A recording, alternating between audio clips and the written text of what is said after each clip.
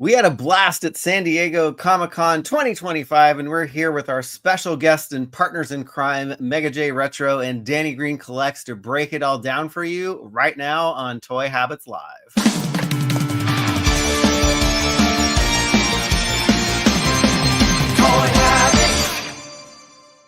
And before we go live, smash that like button, turn on notifications, and subscribe to the channel so you won't miss a beat. Hey everyone, welcome back to Toy Habits. I'm Michael. And I'm the Toy Sorceress, and you're watching a very, very special edition of Toy Habits Live. How are you doing, Michael? It's been like forever since I've seen you. It's only been a day and a half. I know, right? I know it seems like forever, but no, I'm doing great. I'm coming down off the highs of Comic-Con. I had a blast with you and Mr. Toy Sorceress and Mega J and Danny, and it was just a bang up time. I had so many memories. Oh my god, we had such a great. We really enjoyed hosting you and Mega J and Danny at our house, and taking you all over our haunts in LA, and then just running around all over San Diego, going to the con, and all the fun experiences we had together. And I'm already getting withdrawals, which is why we have some special guests tonight. But before we say hi to them, we're going to check in on the chat, and we also wanted to report back to you, and then you know, have some fun reminiscing with my crew. You guys, I call you my crew because you know, this was my last day off today from work, and I went to go relax a little at the pool, and I was missing you guys. That's the pool. Like, where's my crew? So I can't wait to bring them on. But let's go ahead and say hi to the chat and check in with the Toy Habit. Sounds good. Sounds good. Let's get the crew thank you scroll going. Thank you so much, crew. Saw all your messages in the Discord, and we had a blast at Comic-Con. But thank you so much for the support and seeing all the nice comments in the chat too right now. All right. So hi to the crew. Let's go ahead and check in and see who is here. We got Damian Restoria, Pedro Ribeiro. We got Goatman, Lexor, Porcellini is also here. We got Zerici joining us. Rafael is also here. They're testing my pronunciation skills.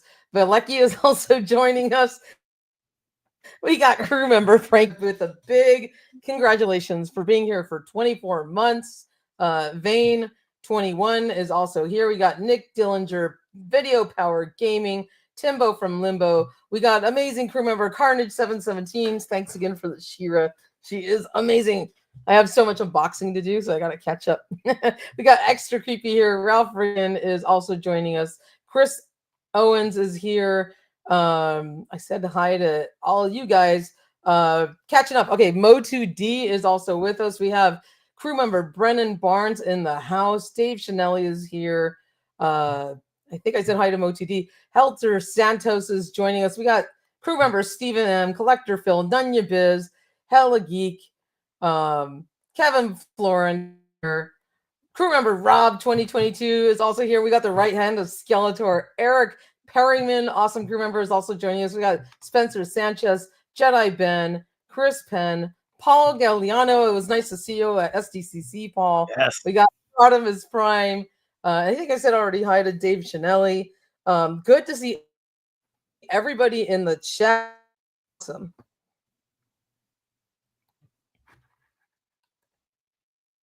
So why don't we go ahead and say hello to our amazing guests. Family now. You guys are incredible friends.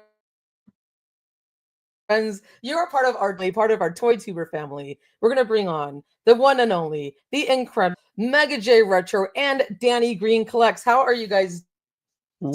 Woo! Yo, what up? Yo. What's going on, guys? What's going on? Long time no see. I know, right? I totally feel the Toy Sorceress with the withdrawal from you guys. I was like, I wish you guys were like here right now in my room.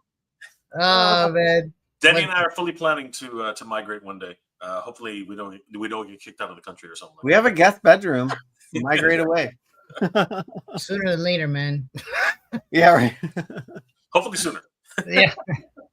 Yeah, 100%. How is everybody? You know, the Toy Sorceress was talking about con withdrawal. Yes, con withdrawal is a real problem. It happens to many people. I mean, we met so many good people there. We met so many good friends, so many good fellow ToyTubers. We went to several different events, panels galore, saw so many great reveals. It was absolutely bonkers. And what a whirlwind. You know, the first 3 days was just absolutely ridiculous. And then it kind of slowed down for us on the last two. So it was pretty good. It was a pretty good deal all around. Yeah, I need to learn to take the preview night as it is, because there's so much less people there than the next few days. It's like every day it just gets crowded and crowded and crowded. Yeah, and we're talking like this. Even preview night seemed more crowded this year than last year, didn't it? Honestly, I think you're right. I think the preview day, ironically, was more crowded because the other few days actually seemed less crowded. Ironically, why is my camera doing that? I don't know where you were walking, but I was like a sardine. You must have picked the less crowded areas. Yeah, it was just a really interesting Comic-Con. A lot of amazing events happened. We had a spectacular time with you guys. Yes. And getting to relive it through Mega J's amazing videos that he took. So he's coming out with those, every couple days, going through all our toy hunts and adventures throughout the week. And I'm sure you've got a lot of amazing video footage of the convention as well. So be sure to stay tuned to Mega J Retro and MJR Collects, both of his YouTube channels. You just put out a new one today, right, on Rare Formula Toys and Collectibles. I saw that on your MJR channel. That was awesome. Mm-hmm. Yep, it was so good. Wonderful store, run by great people. And of course, Toys of the Universe. I posted that a couple days ago.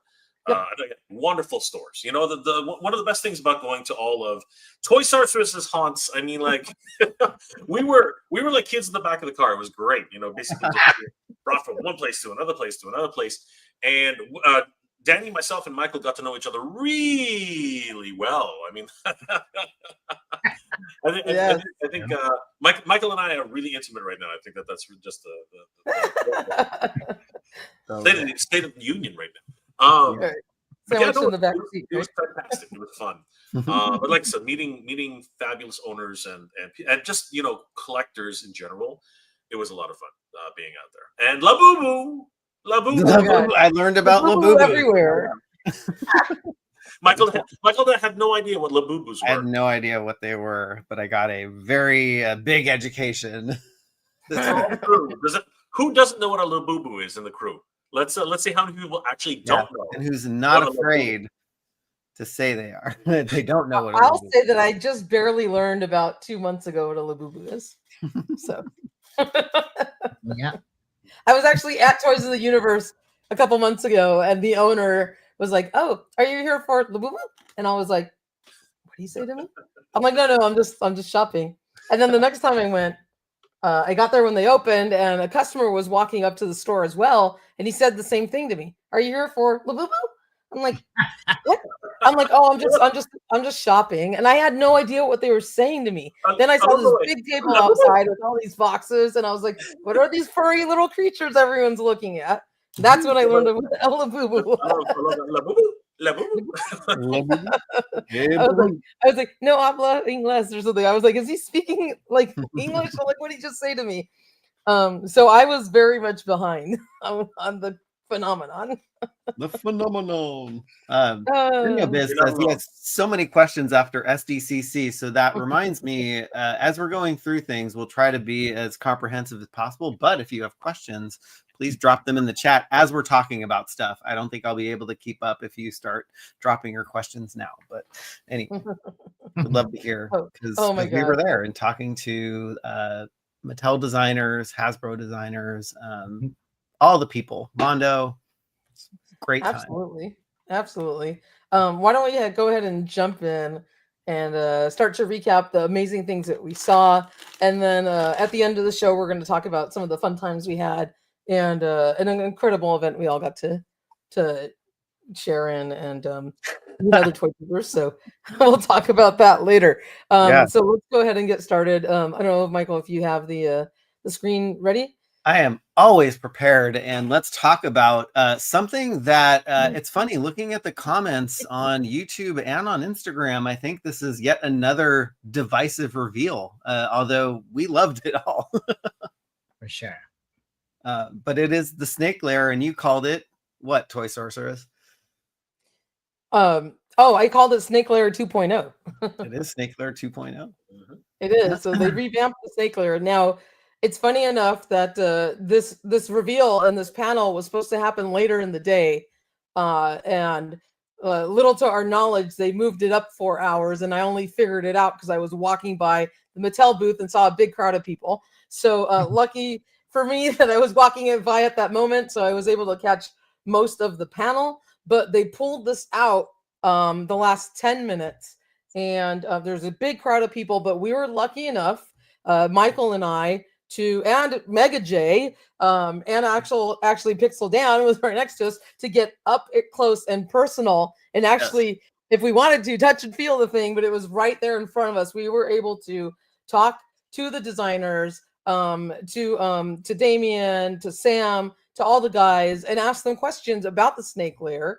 And as a matter of fact, I actually knocked over Chimara, the two-headed dragon, because I pointed to it to ask a question. I asked Damien, like, "Oh, was this inspired by the Imperial two-headed dragon of the 1980s that used to come with a little saddle on it?" And when I went like this, I got a little too close and I tipped the damn thing over.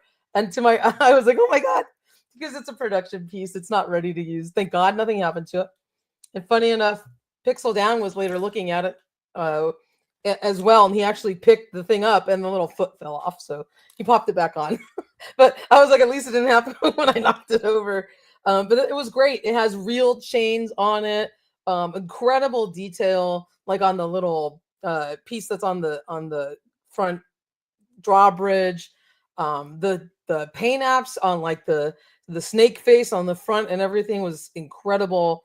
To see this thing in person was amazing. And I got to tell you, I don't know if it would help if people got to actually see the playset, but it really felt like it was in line with Castle Grayskull and Snake Mountain. Like it felt like it belonged in the Motu Origins line.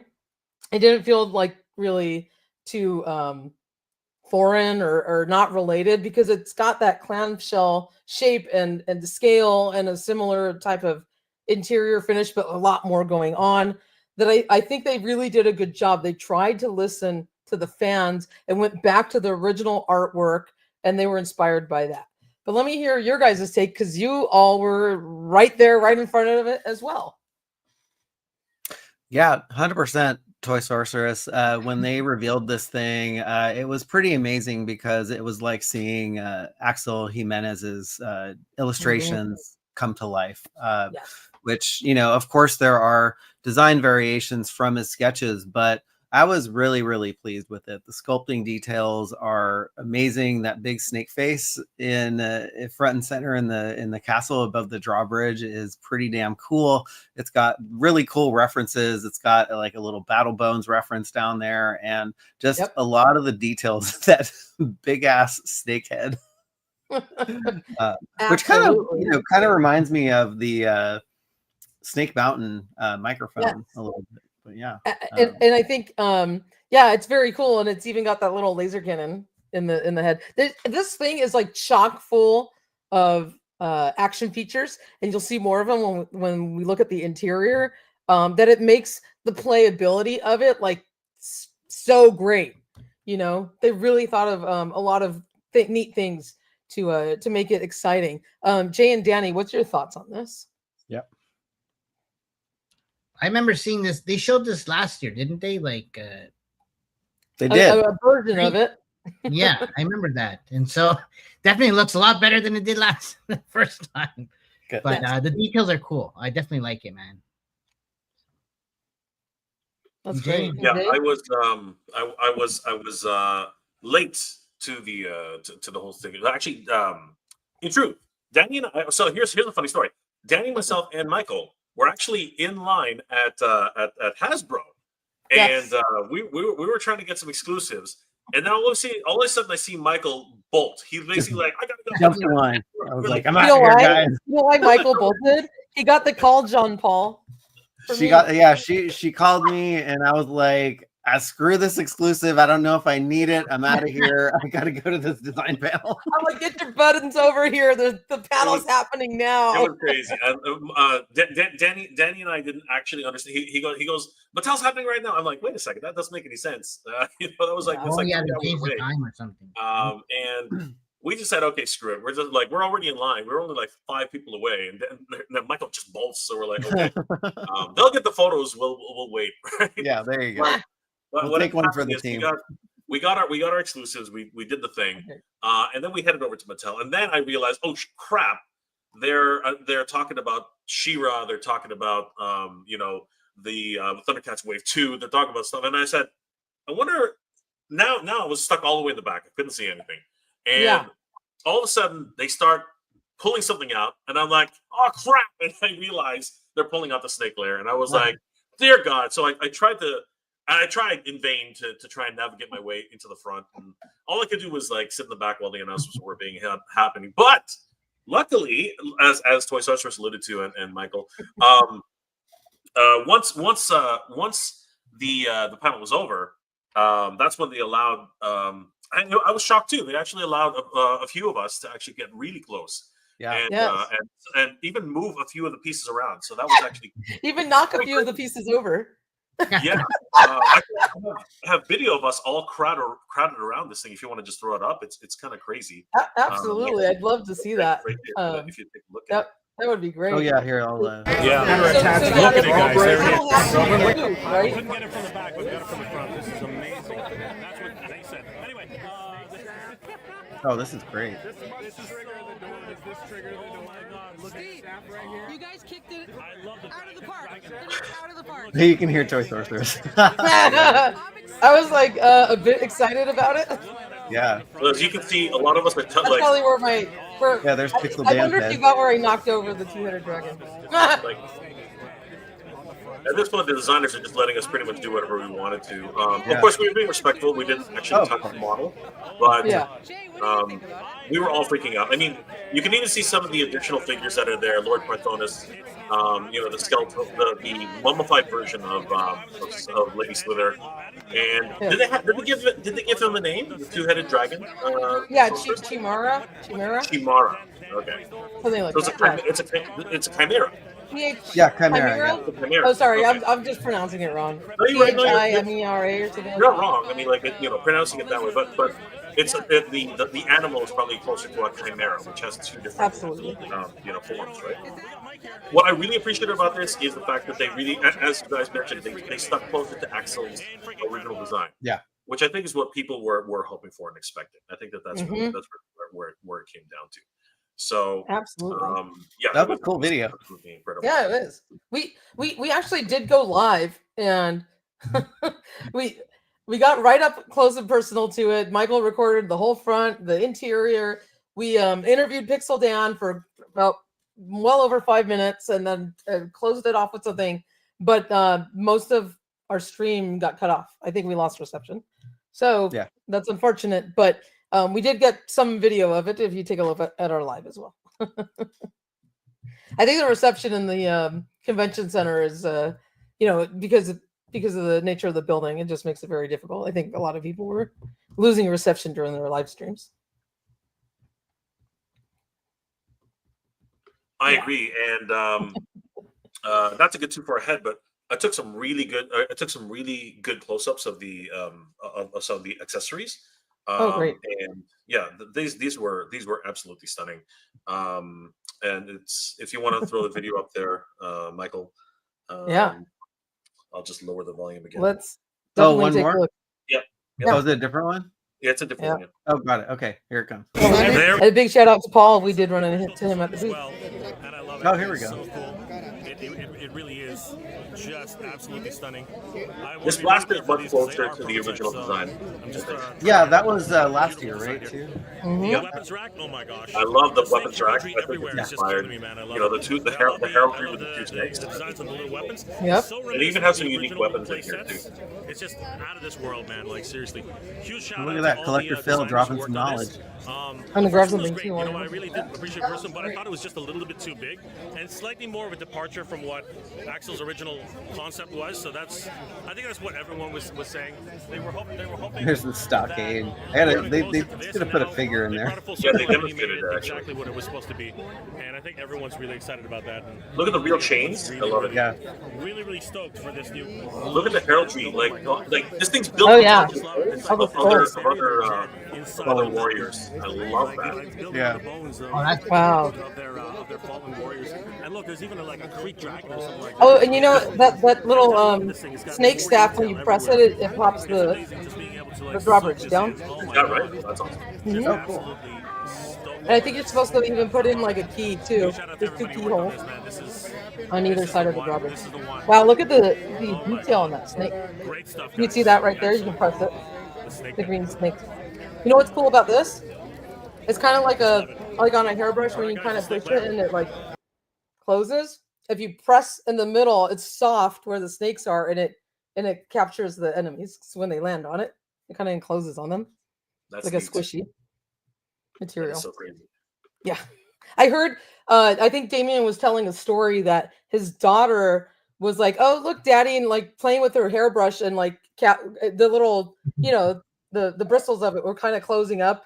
And I don't know if she did that on a toy. She said, look, daddy, I can capture my figure or something like that. And he's like, oh, so he used that idea to create the little snake pit. So it's kind of like a cat's cradle where yeah. So when you push the little bumpy part right there, it's soft and it pushes the snakes in.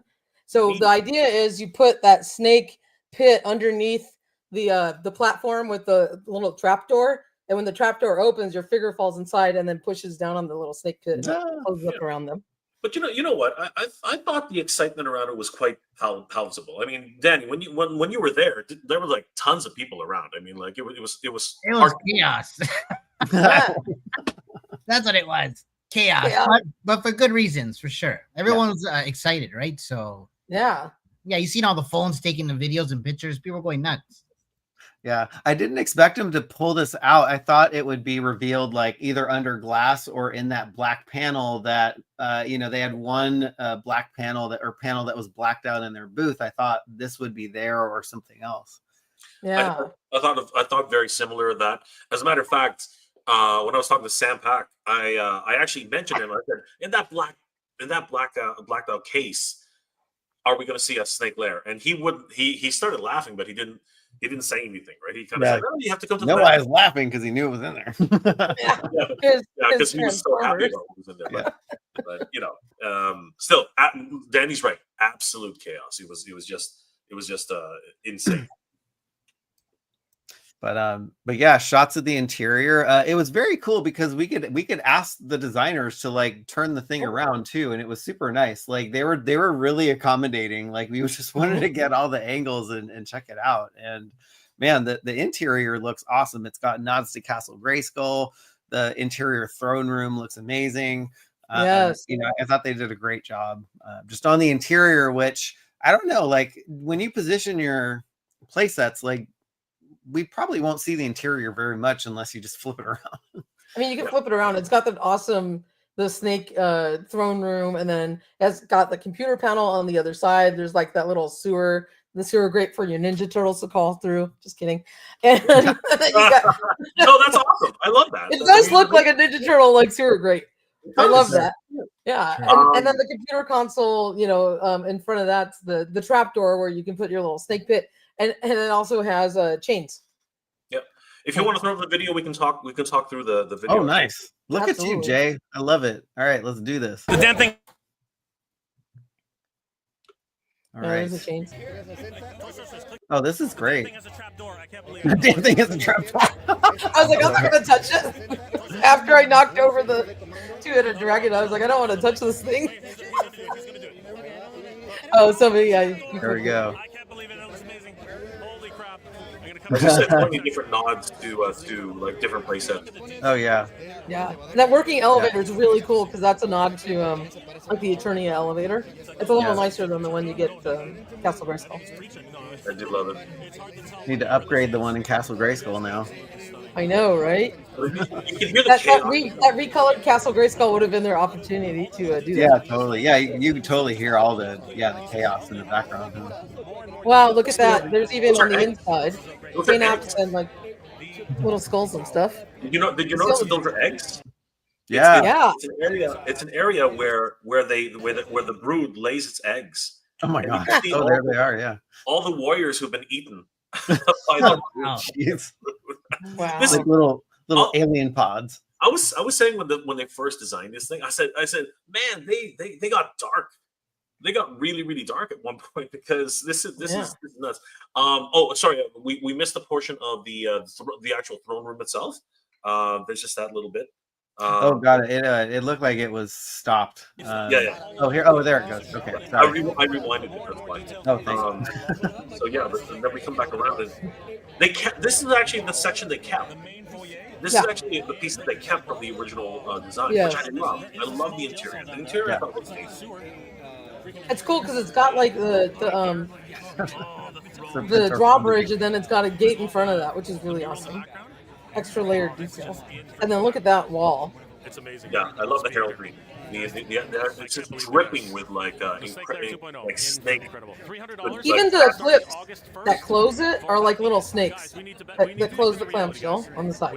It's amazing. I love it. Let's do it. Yeah, I think this playset, even though it's Masters of the Universe, I think it can be versatile. Like if you want to get one for Cobra Commander, that's cool. Go for it. If you want to get one for like a Sectar's Hive, that's cool as well. But home of the Snake Man and home of Lady Slither. I mean, this thing can work for so many different really cool things. And like a big shout out to the Baroness of Toys, which we got to see on our trip. And she says, "Hey guys, glad you made it home. How many of you are going to order the snake layer? And what do you think of the price? Are you ordering the snake layer, Baroness? Or how about everybody else in the chat? How many of you are going to order this? Or you guys as well?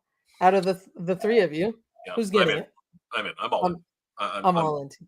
Right. I was all in on the first one. I was all in on the first one. I didn't mind it. I thought there was a very big departure from the original, but I was still all in on it. I thought it was actually very cool. Go back one photo right there. So it's funny because we have Ralph Vader guy saying, "Does the horse dragon looking thing come with it?" That's if you unlock 10,000 backers. But what I wanted to bring was this is the two-headed dragon from Imperial. That it's not articulated, but this is the dragon from the 1980s that came with a little saddle. And this comes in various different colors that they've made. But and I've got one of my 5.5 knockoff Hercules on here. But when I saw the design of this, it totally reminded me of this. This is kind of like an iconic piece of the 80s for any of you that collect the 5.5 figures. You all know the Imperial dragons, and I thought it was a really cool homage to that. Yeah, great.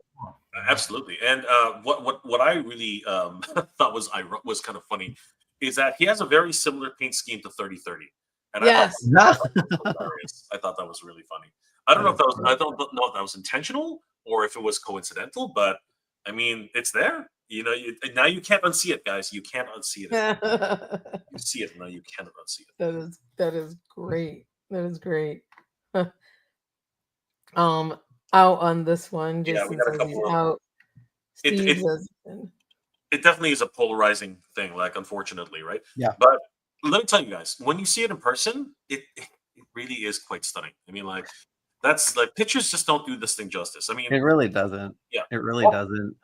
It's funny. I love the playset. I think I'm gonna get it, but I actually just want the figures out of this thing versus just housing another playset. I mean, the playset is beautiful, and I'll probably keep it, but I'm so happy to see the High Priest Pythonus in here.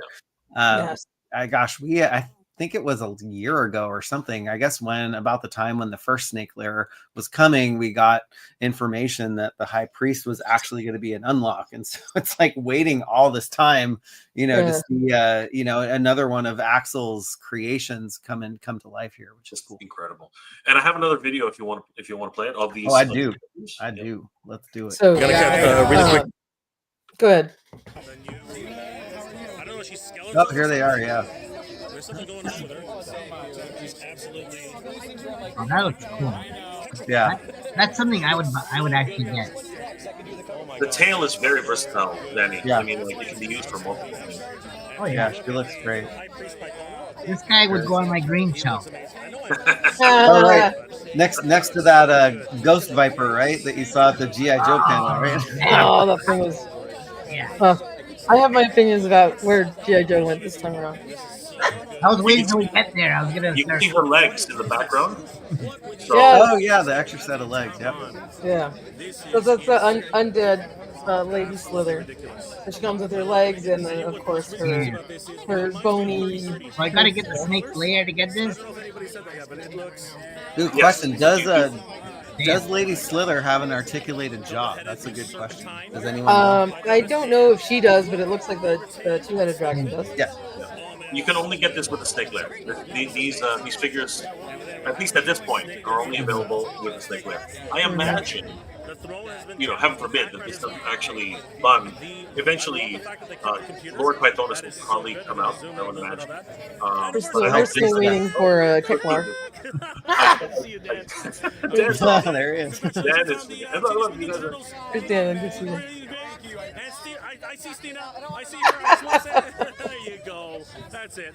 And of course we got really quickly. We want to take some. We're having too much fun over there. We were. It was chaos. It was like beautiful chaos. It was just, These guys have really killed it. $300, guys. Starts August 1st. That's Get great. your wallets ready, man. This is the one we need. 10,000. Interesting question from Justin. Do you think Origins has surpassed Classics? I think it has now. I don't know. I'd have to count. no. Unfortunately, like in terms of sheer number of figures, there's no way. That's impossible.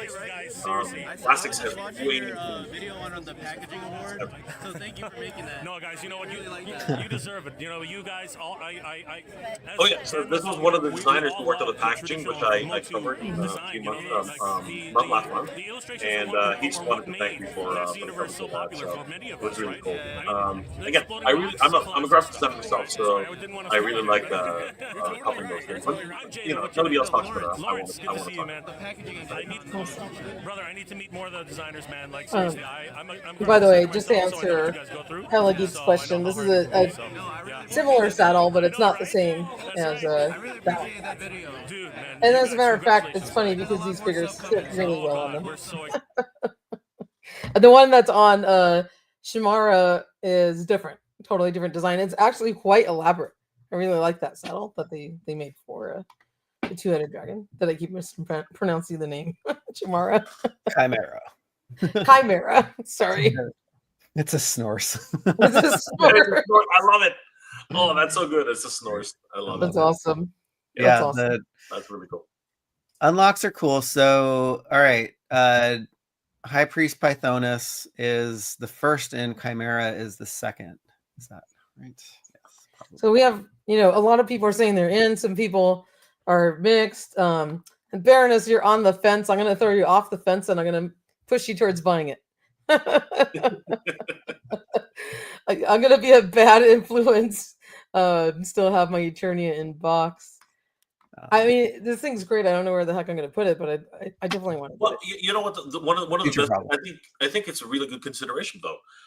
Eternia is gigantic. Eternia is like a massive playset. I mean, you see behind the Baroness. The Baroness. You see behind Toy Sorcerers right there. It literally, is bigger than everything. Whereas this is the size that we are accustomed to. You know what I mean? It's just slightly bigger than Snake Mountain, I think. But it has a presence. It has the presence that you need. It's tall too. It is. It is tall. It is very tall. And it has the similar scale as like Snake Mountain, but the detail and the paint apps are way beyond Castle Grayskull and Snake Mountain. Yes, Just incredible. absolutely. You know, I and totally- all the added action features that are in this, and all the pieces that you would get with it, it's incredible. none of your business. Nuno Biz, you got to start working the poll. He said again. Okay, there's multiple times Nuno Biz. I love that. Just every time there's a crowd fund. All right, got to go back to work, guys. Gotta earn that toy money. Go ahead, grab your attorney. It wasn't that bad. Come on. No, but I love it. I don't know. It's yeah. The pricing's always hard because it's like we don't know how much goes into this and how much they do a lot of pricing research in order to price it at a point where they think all the tiers will fund, and so we'll see what it does. Actually, it reminds me, we should probably put a poll up to see who's actually going to buy this thing. Let's see if you can do that. And given the context that we just got that repaint of Castle Grayskull with the mat and the little robot astronaut guy or whatever, priced at like $129, so almost half the price. But it is a repaint. When you think about this, it's all new tooling. There's that incredible, two-headed articulated dragon figure if it all unlocks, and then all the added accessories that come with it. You get the little, the weapons rack, the what's the one with the little spikies and the door, the Iron Maiden, what's it called? Iron Maiden, yes. Iron Maiden, the stocks, and my God, like poor Mossman in all these promotional photos, they are torturing the heck out of him. He's in the stocks, he's in the chains, he's down in the snake pit. Like they're torturing Mossy all over these photos. I felt so bad for him. Yeah. Oh, poor Mothman. It's not. Yeah. Somebody watched Revelation and got too many ideas. Yeah, totally. I know. He's traumatized. Torture Mossman. Poor Moss. A photo shoot.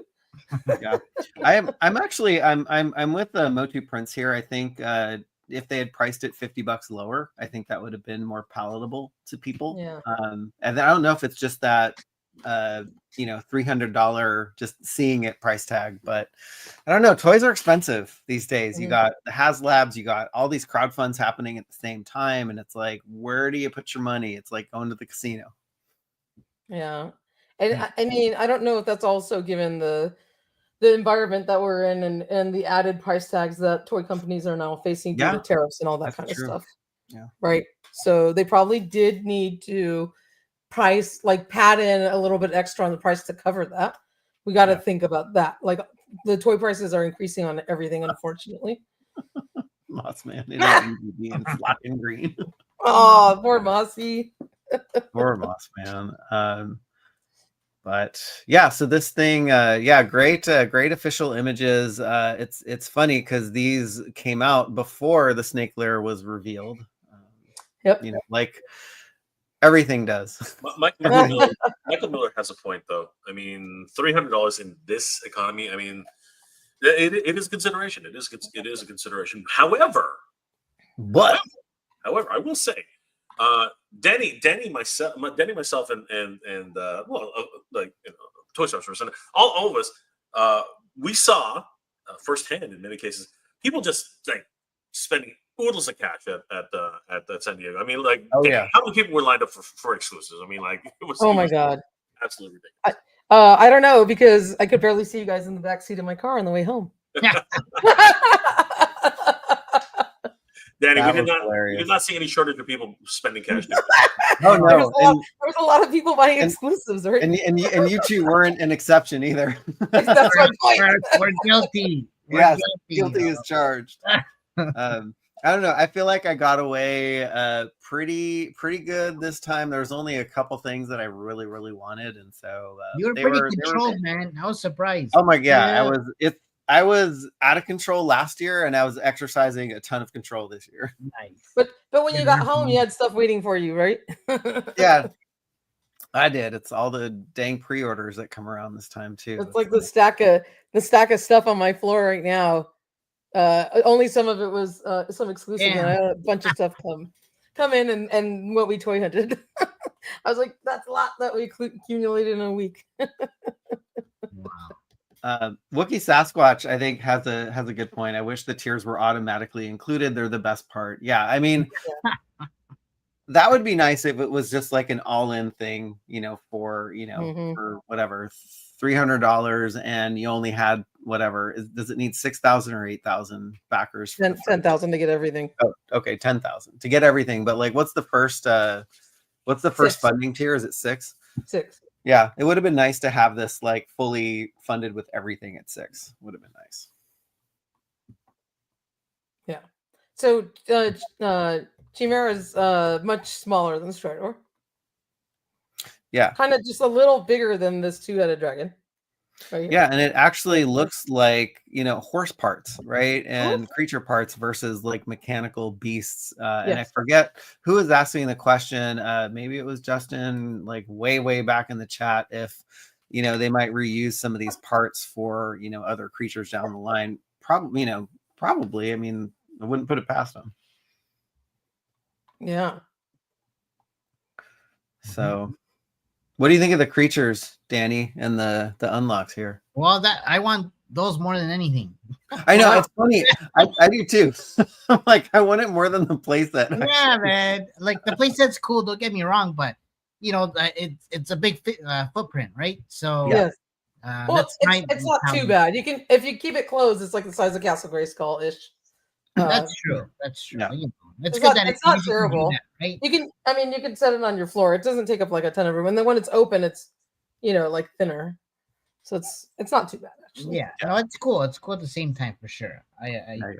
But the unlocks, yeah, that's for me is where the wins are. So absolutely. I want if somebody wants to sell just those to me somehow at a reasonable price, let me know. You heard it here first. We got open bidding. I'll sell you my my undead snake lady slither. But yeah, I'm not a fan of that one, but everything else I love. She was a regular lady slither in there. Yeah. Just give me a lady slither or whatever. Yeah. I'm just kidding. I got you, Danny. Danny has priorities. It's a very Absolutely. No, but she looks like a cool bad guy, right? Like you can. Yeah, for sure. Yeah. Absolutely. Yeah. Anyways, yeah, that's what I like her. So All right, Mo2D asks, is Chimera the same size as Stridor? I think maybe a tiny bit smaller. It's smaller. Yeah, it's smaller. It's like a little bigger than this dragon. It's not that big. Yeah. I mean, a little taller legs. So yeah, might be closer to the same size as the Fright Zone dragon. I think maybe a little bit smaller, but I think they're in the same category. It's not that big. It was a nice size, kind of compact. It wasn't too big. Something like this, yay big. Yeah. Well, awesome. All right, are we? Have we snake laired to death? Are we ready to move on to yet another playset? So yeah, which is a really good segue to the Baroness's comment here. What is odd is that they re-released the repainted Castle Grayskull at the same time. People have Space Danger, so they have to choose between 2 playsets. That was a great segue, Baroness. And I was thinking the same thing. This is cool, but do you have room for 2 more Origins playsets? Is this going to cannibalize people's purchases of the Snake Lair because they went in on this instead? That's a great question. It is an honest question. With crowdfunding happening in August 1st, it is very close. But I think one of the better questions is, will it do the full 40? Will they do what was it turning out? Was it 3 months or was it only 45 days? Like what was that? I can't remember. Oh gosh, I do not remember. I think it was 3 I months. don't remember. This is going to be like 28 days, so it goes through August 28th. Wow, not sure if that's going to be enough time. Because there's so many different things, so many different factors involved. But I mean, people have been waiting a year to find out more information about this, and I think it's going to come down to really just everybody reminding, like many ToyTubers who are in on this, to continue to remind people, on a semi-regular basis that it's still around. I think that much like any campaign, it will live or die on support, right? At the end of the day, that goes without saying. But this one in particular is definitely one of those cases where it needs to have the support of the community. Absolutely. So it's just one of those things. But this is a wonderful little nod to the history of Master Universe. Yeah. So anyone who's a Master Universe fan, at least more like it's tough. This is a deep cut. At the end of the day, this is a pretty deep cut. I mean, like there are a lot of people right now who probably never saw this as a kid. You know what I mean? It was in brochures and things like that, but it's just one of those things which can be easily missed. You know what I mean? If you weren't in on the first year of Master Universe, if you came in during the Filmation years, you probably never even saw this once. But the other thing about it is everything here it's already been made. So all the tooling's there. It's an easy make for Mattel. Even the spacesuit, even the spaceman, is from an existing set of PowerCon. So I mean, this is an easy set for Mattel to make, and the $120 price point is not bad. I mean, like the figure alone is now what $19, $20. Yeah, some of them are $21.99. Yeah, depending where you get them. So yeah. Exactly. So that alone is like the $100. Like when you put that into effect, it's $100 playset, which is basically with a mat, right? So, and the mat. Yeah, the mat too. Right. The neat thing about this and the story about this castle, of course, is that it's a tribute to Mark Taylor and his original design for Castle Grayskull. It is gray. There you go. And it has green moss on the outside. And the castle was originally designed with this playmat, with this artwork that was supposed to come with it. And the story goes that they needed to value engineer this to get it down to a reasonable price point for them to be able to sell, which is why they, got rid of the playmat and then included only cardboard inserts on the inside. So this is giving us Mark Taylor's original vision for Castle Grayskull, which is cool. Yep. And an awesome playmat with some awesome art on it. So it's funny. I remember seeing one comment. Somebody just wants it for the mat, and they're just going to sell the rest. Yeah. It really plays the idea of gray skull. You know what I mean? It's actually gray. I do like it. It is. But I think, and here's something else though, and here's a consideration that a lot of people might want to think about. It is through Amazon, so this is already a full purchase buy. They've already bought the stock. We pretty much guarantee that. So here's the other thing about Amazon: you wait long enough, there will be a sale. Yes, 100%. I'm not sure. I doubt this thing will sell out. So if you wait on this one, it could come down to the price of the original Origins Grayskull. Correct. Yes, absolutely. I mean, look at the Terrordrome. I think it retailed for $79 and it went down to like $33 at one point. Right? A couple times they put it on sale for that price. For the Technodrome, the Technodrome, exactly. Yeah. I had actually a paper printout of this playmat that the parents made me a few years back. It's actually a cool art image if you have the real estate, the wider shelf to put this on, right? Because a lot of us has Billy bookcases, which are only 11 inches deep, so this wouldn't fit on that. So you just need more of a deeper shelf or tabletop to display this on. Ray's gonna wait till Prime Day. It's a good strategy. Yeah, everything goes on sale. Like my good friend Lyle's Figure Files. He's always he's playing clearance chicken. He always plays clearance chickens. Yeah, there you go. It was interesting about the Amazon link because I got a text from Rob 2023 who's in the chat who sent me this. And funny story, I was chatting with the marketing person who was manning the booth, and she was like, "Where did you get that link?" Because she's like, I had a QR code for the Amazon link in this booth, like right next to it, but somebody had like stole it or took it or whatever. And so she wanted me to airdrop her the Amazon link, so I did. It was hilarious. Oh my god, that's how we found out that this was actually on sale for pre-order now. The marketing person said that, this was their, it was available now, which surprised me, because it's hard to juggle all this information while you're on the show floor, just trying to like look at everything during the preview night.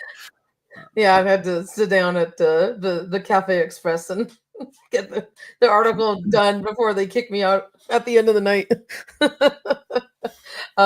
Yeah, so we were juggling a lot. It was great to see that it went up on pre-order. Rob 2023 makes a really great point, guys. Like here, when you look at the pictures of Grayskull compared to the new Snake Layer, there's a big difference in size, detail, functions, and accessories, which is absolutely right.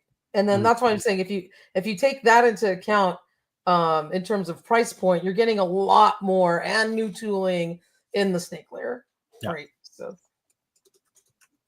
yes. Nuno Biz has a great question. 40th anniversary or She-Ra, where's the Crystal Castle? I know.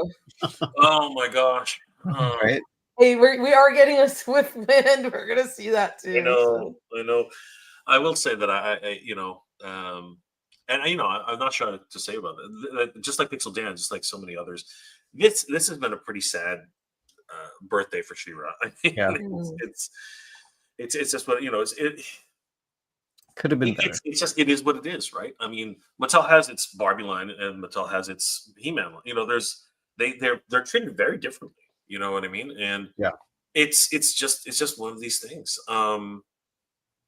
But they're always going to go with the sure bets. I think if even if it had to be a crowdfund, I think a really nice Crystal Castle with some nods to Filmation would do really well. Yeah. I think I dare say that. I mean, I've covered the Crystal Castle in multiple iterations, and people love that thing. It's something that people really want. So, just based on that, I think that they need to design something which would appease both sides of the fandom. The Toyota version and the Filmation version. I think that would really be a thing. Danny, what's your idea on play sets? Are you big on play sets, or are you big on environments, or like what? Because we've had a bunch of we have Shay Reed is a really good friend of ours, and he does some amazing dioramas. So yeah, dials is kind of where it's at for me. And you guys know, how much dials I got. What's it called? Shay always hooks me up, man. So I got tons, but yeah, that's where it's at for me usually when it comes to play sets or bigger sets, right?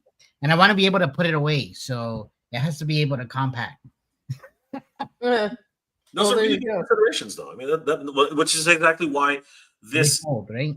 I think this this Snake Layer was a really good idea because the first Snake Layer was just fucking gigantic. It was like another Eternia, and I was like, guys, we don't have space. Plus, a lot of us had a freaking Cat's Layer coming. Yes. Oh my gosh. Yeah. Which was impossible. I mean, like, that's nothing about that. Like, space considerations is a major thing, right? It really is. Plus, it's funny because when you take a look at when they were announcing this at the panel, one of the really good points that Damien brought up is that the new redesign for the Snake Layer fits in with part of the line. It fits in with Snake Mountain and Castle Grayskull. It's in the same scale, size, and format. And so it looks like it belongs to the line. It's not like a foreign piece. And I think, again, going back to what Origins is, an homage to the vintage figures, the vintage line, that's what was important to capture. And I think they did that with this playset. Totally. You also have to consider too that Mattel has the Club Grayskull membership too. So like they're not going to stop making Filmation cartoon collection figures. They're not going to stop making She-Ra. They're not going to stop making these figures because if they do, they're not going to have, what are they going to make for Club Grayskull? So I feel like they have to figure out what they're going to put out for Club Grayskull, what they're going to put out for mainline, but I don't think they've kind of figured out that secret sauce just yet, because Club Grayskull has really just been, aside from Hero and Shirella, just the kind of the regular Mattel Creations releases, but we just get them a day early. Yeah. So I think there's a lot of runway for all of these figures, and it would have been great if they would have come out like the Princess of Power figures that would come out during She-Ra's 40th, but yeah, some of the decisions kind of are mind-boggling to me in that respect. Like, when they released Eternia, right? No Powers of Grayskull figures. Like, let's get people excited. Let's celebrate. Celebration. There was nothing. It was really kind of it was a really kind of weird situation. And in that time, just like anything else, marketing is so subjective too. It's a very difficult thing. It's a very delicate thing that needs to be done. But I do remember, ironically, that we were able to get the 40th anniversary He-Man and Skeletor 2-pack for the Masterverse. But it actually took all the way to the end of the year to actually get He-Man in his 40th anniversary packaging, or from the general release. And then we haven't seen Skeletor 40th anniversary until this year. This is the first time we actually saw that sculpt, that particular classic sculpt, which now they've released as the vintage collection, right? Yes. As now continuing with the vintage line. So it is interesting how they've been able to do it, but it's been a 40th anniversary for a long time now. I think we've been celebrating it for the last 3 years, which is great in a lot of ways, and a little bit disappointing in others. So the new Eternia line has been a boon, and for a lot of fans. And I think that we're in for many different treats and new directions for Master Universe, especially with the next. I don't know if this is next in the line, but the segue for figures. So why not? Yeah, I was just gonna say, it was that was actually a great segue. We knew that figures like Stingor were coming, just didn't know when. But I want to hear people's thoughts around the creation of kind of brand new figures that really don't tie into any of the lore, but they actually build out the Horde. You can build out the Horde or the Snake Man or whatever they feel like producing. But I don't know, like for me, this area of the booth was a little lackluster to me, just given that they have so much to produce in the Motu vintage line that there's only one representation. Dragstore looks amazing, by the way, but there was only one vintage figure represented here, which kind of threw me. Yeah. And, it's unfortunate if that's the only vintage figure we're going to see this year. Right. Because still have a little less than half the year left. Yeah, maybe not. Maybe they're holding stuff back for surprises and stuff. But I definitely thought that, like, having Despara, Hurricane Hordak, and Hero in there, which are things that we already have, it looks like they were just trying to fill up some space. Yeah, which is very unfortunate. I'm not sure they had enough time to really shore this up. They could have used Shay's Dials. This is true. We could have definitely used Shay's actual Dials. That would have helped that display, but it would have definitely brightened it up. I think you're absolutely right, Danny. 100%. Alison Troy reminds us that we do also have New York Comic Con to look forward to too. So maybe they're holding some stuff back. She says we'll see one more vintage figure at NYCC. So actually, Dragstore was one of our one of 4 on our unverified list. So we can knock one of those off. We had somebody send us some information that, like, Dragstore, Multibot, Too Bad, and I forget, there was another one on the list, but we can knock Dragstore on the list, and he looks great. And he comes with a ripstick. Like, he comes with an cool. feature. Can I just do a side note and say a huge thanks to Mr. Toy Sorceress, who went to the mall and got my phone fixed.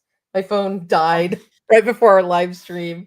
I had like a green screen of death, which I could not get it to work. And he's a miracle worker. Huge thanks to my hubby for doing that. He just came back and my phone's working. Thank God. Give me a hell yeah. All right. Now I can enjoy the rest of the stream. I was kind of stressing out about it. That's funny.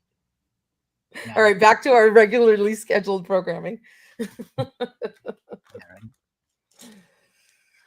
The green dude's cool. What is that? Is that a Moss Man? That's Moss Man. Yes, that is the oversized New Eternia Moss Man. So this was their Mattel Creations part of the booth. So Moss Man, he was teased to be coming during the Mattel Creations revealed event, and we've seen nothing until SDCC. Which oh wow, okay. And what did you guys think about him in particular? He's not flocked. That's all I got. That's the main thing, right? Everybody wants that fuzz, right? I don't know. I don't care for flocked, so like I'm happy with it not being flocked. It looks bad. Like, I like it. Yeah, I am curious to find out what Mr. Home Arcade has to say about him, because as you know, as many of us know, his Moss Man is he enjoys the weed. I think he really enjoys his plants. He loves his plants. Sorry, I said the wrong thing out loud. But he enjoys the plants a little too much, maybe. I know what that's like.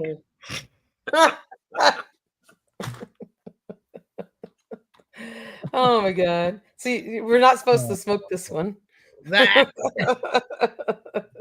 It'll smoke for show, eternity. but, you know, this version of Moss Man really reminds me of the Revelation one or Revolution. I forget which one it is, but Wave 1 Moss Man is very, very reminiscent, except he actually has like legs instead of the, weird like tree trunk feet, and he's got all that foliage stuff growing out of him. Not to say that he isn't a cool figure on his own, but for me personally, it's just not like Moss Man enough in terms of his aesthetic. Yeah, it's kind of pushing a little too much away from what Moss Man looks like. Yeah, I mean it is New Eternia, so it is a reimagined version of these guys. I'm happy that it's not like a straight repainted Beast Man. So, yeah, no, I'm not saying that, and I know it's New Eternia, so that's why they're bringing in these other cues to things and aesthetics. Personally, it's not for me. Some people may really love it, but yeah, that's just my own opinion. So yeah, it's funny. I think somebody said this. I forget who said it last stream, but you mentioned Mr. Home Arcade 3 times in a course of a live stream, and he just shows up. It's kind of like one. It doesn't even matter. There he is. But there he is. No, he's not there. Oh my God, there he is. Yeah, he is here. He is. Oh yeah, there he is. See, Jason. Holy crap. That's so funny. That's too funny. Hey, what's going on, Mr. Homework Kid? There's your new Moss Man to play with. Yeah, and they shoved him over in this other case away from the rest of the Masterverse figures, which I mean, I guess maybe they didn't have room, and I know it was like a Mattel Creations item, so. Yeah, and interesting. There were no movie figs, so I think. I don't know. Maybe they're trying to focus on the new movie. We know that there is going to be a movie subline focused on the 2026 movie, so maybe they're kind of shifting away, not away, but maybe this is a Club Grayskull thing. Who knows? Like we can't forget that part. It's like I think people think they're not featuring these things, so they're not making them anymore. Yeah, I mean if they don't, they're going to run out of figures to make for Club Grayskull, and that's going to be a sucky subscription. No. So, all right. Yeah. Any other thoughts? Yeah, there was a comment. I forget who. Oh yeah, here's Mecha Man Blade. Stingor is great, but we're a Scorpia, so this design lends itself to creating a Scorpia. So hopefully we'll see her.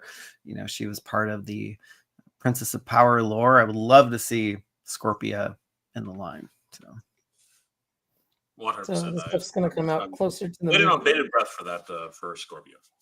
Yes. All right. Are we ready to move on to another part of the booth, which was a rather large part of the booth? If I can get this to show, the 2000X line was, I did not expect them to go this deep so fast on the 2000X line. I was actually super surprised that they went this big, and also just from a design perspective, like all these new parts, and just really leaned into the cartoon aesthetic for the 2000X line. Yeah, it was I was shocked. Actually, I'm not gonna lie. I was after I was shocked in two directions actually because obviously Mondo had their 2000X unveiling, and then this is at least three waves, if not Yeah, more.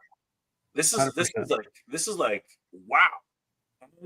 I remember Yeah. at, go ahead, Michael. And there's characters missing here too, like Tila and Whiplash and Trapjaw. It's like they have a long way to go with this line, and if this is what they're kicking it off with, I was like, "Geez, Louise, like what a way to kick it off." I wonder why they showed so many figures all at once. It's incredible. It's not really like them to like debut a brand new line like this and like put out like all their eggs in one basket like so quickly.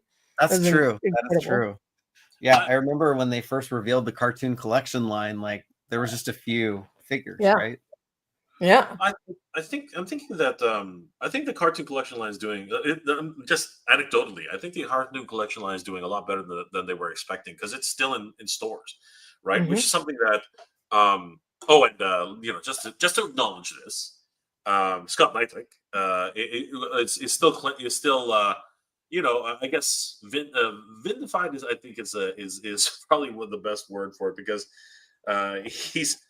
he was not wrong in that Master Universe Origins has been removed technically, but obviously in stores, Master Universe Cartoon Collection has taken its place, right? So, and of course, Masterverse was not. I think he did. I'm not sure if he really mentioned Masterverse, but I think he's going to continue to toe that line, which is fine. I mean, it's all good.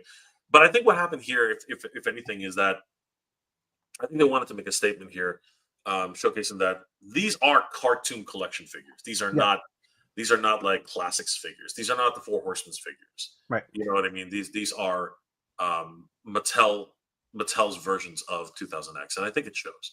And I think they really wanted to assure the fans that this is something that they're dedicated towards because this is not a small tooling. This is like tooling alone. There are figures here that are one-off tooling, like one-off toolers. Roboto, like when they use Roboto. Ranman. Yeah, Beastman and I think Clawful are close to each other, but I don't think the others. There's no you can't reuse it. You know me, guys. You know what? Just looking at this line says to me, and all the new tooling, and that they went like totally different, you know, bucks and all this kind of stuff. That it means that Motu is successful at Mattel, and it's doing well for them, and they're willing to invest the money to make this new line and put in all the tooling because you can see there's a lot of parts that aren't reused. I mean, when we first got Origins, it was like, you know, a bunch of reused parts with different chest armor and like, you know, maybe like a couple different boots and stuff like that. But a lot of the line was shared pieces, and like you look at this, and it's amazing the investment they put into it.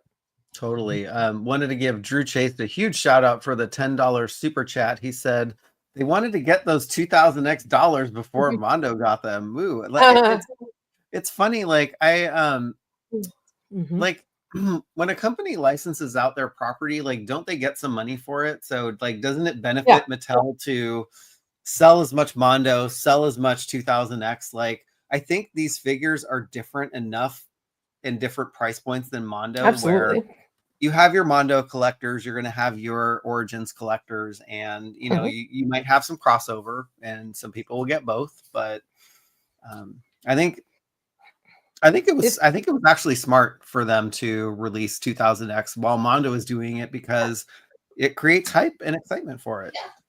They're cashing in on the excitement for 2000X. I guess I'm going to call it the kids that used to watch that are now getting to the age where it's going to be nostalgic for them. They're in their, you know, close to probably 30 years old plus.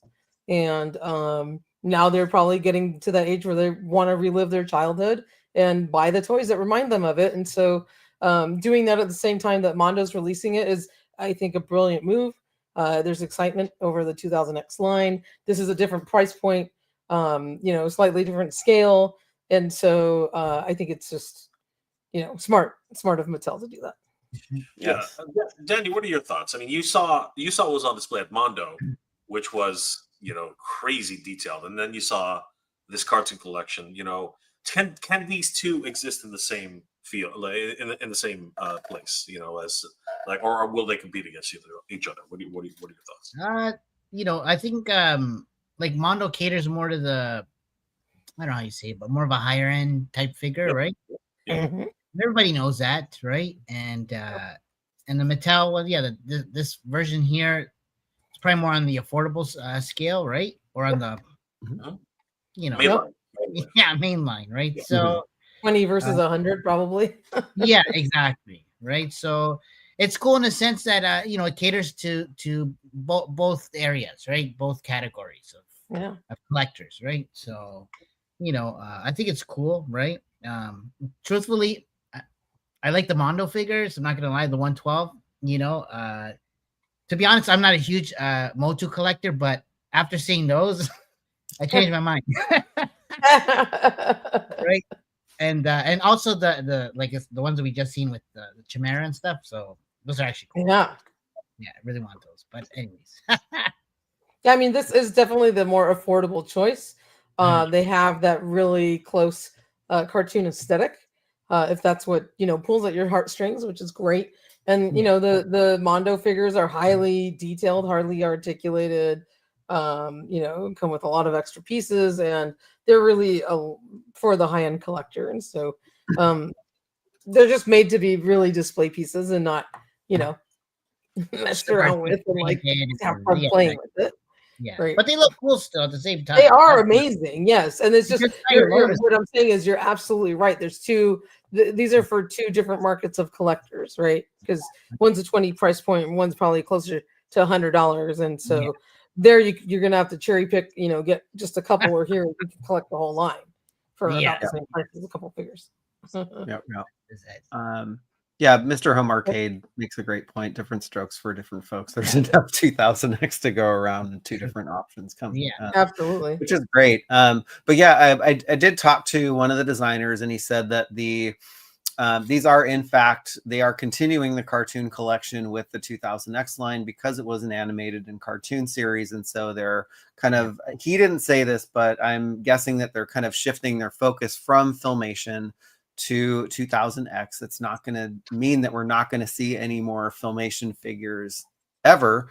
But they gotta shift their focus. And somebody made a comment just about or they also said that they wanted to lean into their cartoon accuracy, which I tried to do.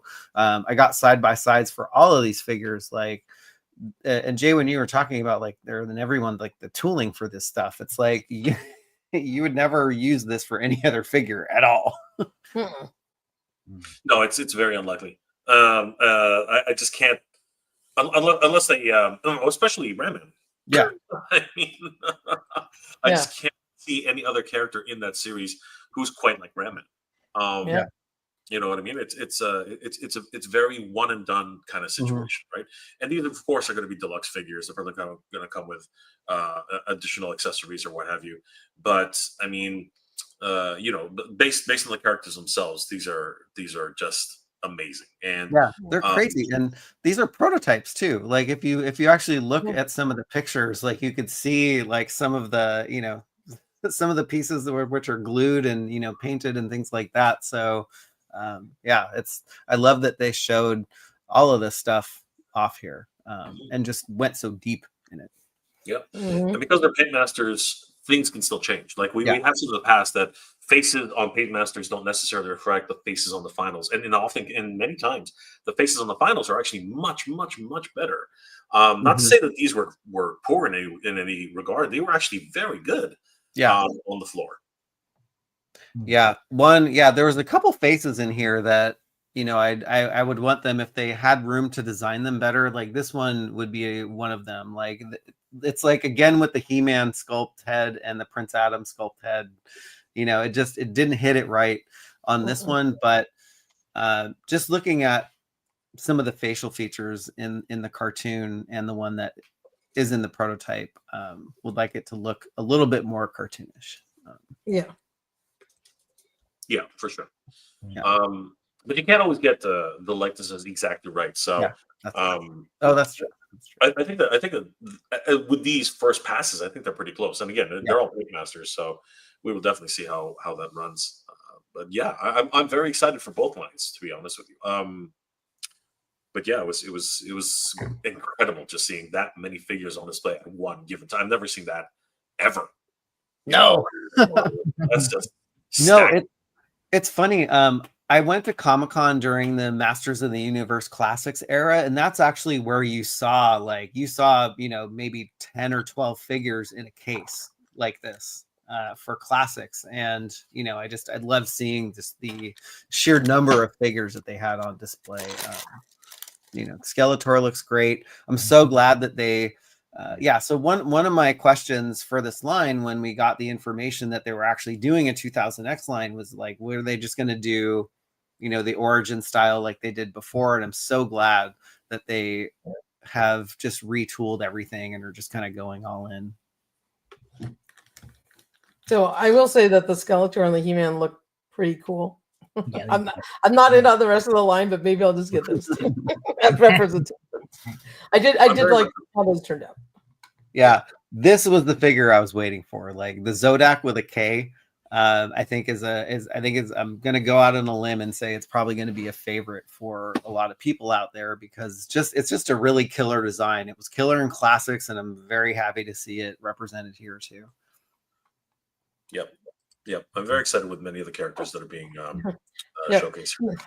Yeah. And none of your biz. Yeah, of course. They were Toy Habits was predicting a lot, and a lot seems to be coming true. Actually, Wave 27 is Cartoon Collection. It's Cartoon Collection 2000X. It's going to have He-Man, Triclops, and Stratos, and the Deluxe Beastman. So so we're absolutely right. Baroness says, I could see how this can appeal to millennials. Yeah, absolutely. It's totally up their alley. Yeah, and on that note, it's interesting that they really have taken a lot of cues from their newer lines, Cartoon Collection, but also Thundercats, across Motu, and created newer bodies for their standard bucks. I mean, these are a lot sleeker, a lot more animated in their overall design, but nowhere near as a departure as the Four Horsemen did when they first released their designs from Master Universe. Those were incredibly detailed and almost statuesque because they weren't really action figures. They were more like slightly movable statues. I mean, it has its place. But I'm really glad that we have much more articulation on these. And you know what? Danny's all about the articulation. Danny did. No, I will. Awesome. Yeah, Allison no joints. I'm sorry. I need those toe joints, but anyways. We do. You need those toe joints. You're gonna trip over your flat feet. Yeah, there you go. Allison says, finally, Zodak, this is the 2000X I've been wanting since day one of Origins. Yeah, I agree, Miss Allison Troy. Man-at-Arms looks great. I expected his armor to be a little bit bigger, but this is good enough for me. I mean, a lot of the translations from the cartoon to the figure were very, very well done. One of the faces that really puzzled me when I was in the booth, because I kind of hadn't remembered what her likeness was in the cartoon, was Evil Lynn. I was like, it doesn't look like I remember her, but just looking at the 2000X cartoon, I could see kind of how they came up with that face sculpt. Yeah, looks good there. Nice. Yeah, again, these are very early, right? Yeah, this guy looks cool. They're with paint masters, they do tend to, especially early paint masters like these. Yeah, they're a high development process right now. So I'm excited to see what they as they get closer and closer. I'm excited to see what they have. Totally. It's funny. I thought like Beastman's face looked just totally crazy, but then if you see him in the cartoon, it's they actually did a pretty good job. It's pretty spot on. Yeah, it's pretty much there. Very nice. So, but yes, it was a very cool display. It was fun to see them, and then that wasn't all, because right below them was the Masterverse figures. So we had the next. I'm guessing these are the next couple waves. We know wave 19 is Mantenna, Mosquitor, and new Anti-Eternia He-Man. So I'm guessing that they're showing Wave 20 here as well with Keldor, Dragstore, and I think this is Force Captain Adora, which also, we had heard that Dispara was coming to the Masterverse line, and you can make her into Dispara here too. So I thought the Masterverse figures, these were pretty crazy. I mean, Jesus, the Mantenna and Mosquito alone were nuts. Yeah, these are some glorified freaks right here. They are. Yeah. Someone get out the can of Raid. Absolutely inspired. Shout out to Terrence for these. Terry went all out, man. Oh my god, crazy! Yeah, he dug deep for these guys. Yeah, I mean, just the organic nature of all in both Mantenna and Mosquitor, even with the eyeballs, even with the extensions that the socket, like when it's popping out of its sockets, it kind of looks a little grotesque. Yeah. Yeah, these aren't your Filmation. These are definitely not your Filmation. Which is great. Oh my god, Nunyabiz, I feel like the Mantenna is eating his eye. But it's funny, during preview night, they didn't have Mosquitor's blood chest on him. It was just a silver piece. And then it's funny because I went back on Thursday and I was like, oh, did you change anything in the displays? Like, oh, I accidentally didn't put Mosquitor's blood chest in, so I had swapped that out. So I was like, oh, let me take some pictures. That was pretty much what was new. That's crazy. How can you forget the one thing that makes us? I know, right? I don't know. It's I wonder if that means that there are actually multiple chests, which I think would be neat. Yeah. Yeah, I think there are. Yeah. Because I think I saw a couple different versions of what the blood pumping feature looked like on his chest. Skeletor, you're absolutely right. We did have a great time together. And then Anti-Eternia He-Man, I honestly thought when I heard Anti-Eternia He-Man was coming, I was like, okay, it's probably going to be like the classics version, but this is pretty nuts. The Castle Hellskull helmet and just all of the nods to the Castle Hellskull art were pretty fantastic, I thought. And he comes included with a toupee. Yes. A wig. Nice.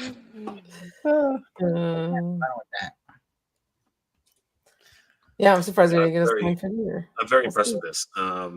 Especially the nods to Castle Hellskull, like you said, Michael. It's a real attention to detail. Yeah. And I find it fascinating that he has what's it called? New Eternia He-Man. New Adventures He-Man sword. Yes. The wing the wing nut sword, as I always call it. Yeah. That's fascinating. So does it play like? And if you actually look on the inside of his shield, isn't that movie He-Man sword? Look at the inside of his shield. Yeah. The inside of it is movie He-Man sword. That's crazy. So he's been hunting. So this version of Anti-Eternia He-Man has been hunting other He-Men in the other multiverses. So this is to me, this actually means that they are leaning into the originals, into the comic book lore on this particular version of He-Man. And I really appreciate the fact that they actually have, the movie He-Man sword and the New Adventure, but which is not hard. I mean, they already have those two, right? They had already previously been released. So that was a good catch. Great ideas here. Yeah. I was going to ask you guys. I see a couple people commenting on this, but Baroness and a couple other people were mentioning that they're surprised they didn't see a slime pit on display. And I was also going to say I was surprised I didn't see the Fright Zone on display because mine already is shipping. Maybe that's we why didn't get to physically see it anywhere. Even when it got announced, it was just photographs, right, at New York Toy Fair. So we have not seen the actual playset on display at a convention. I was kind of disappointed with that. But I think they were. And here's the thing about what they did. If do you have a shot of the Castle Grayskull display entrance. Michael, I don't know if you have. I one. do. I don't have But one readily It's on available. my now. phone. Okay, if you present, or if you just flash it on the screen there. Yeah. Let me see if I Yeah, can find I'll grab it. Yeah, because the focus for the entrance is definitely movie focus, right? Mhm. And I'm hoping that is a nod to the idea that there will be movie figures. I mean, there has to be. This is Mattel. There We're talking there about- will be. There we're will talking be. about a toy company that makes toys, so there Yeah. must be. It must be the case. So It's right there. I'm very much looking forward to You see it, Jay? yeah, that's it. So if you want to just Yeah, sorry, Michael. Yeah. I'll send it to you. Yeah, there are going to be movie figures created for this line, Jay. We got anonymous tips galore. And actually, funny enough, Scareglow is actually kicking off the 2026 movie line. Funny enough. Wow, that's crazy. And funny because Scareglow hasn't even been announced as a character yet for the movie, so it's crazy. Okay, so Michael, if you want to like shoot, hold on for a second. Well, no, I'm trying to send it to you through. No, I got it. I got it. I found it. As I well. sent it through Instagram also. Yeah. Okay, I found it as well. So here, Michael, I don't know if you want to, if you could isolate, or if you just want to click on my face, there's the three dots there, and just say solo. Good. Yeah, perfect. Yeah. So let me just put this up. So this, if you see it, right? Yeah.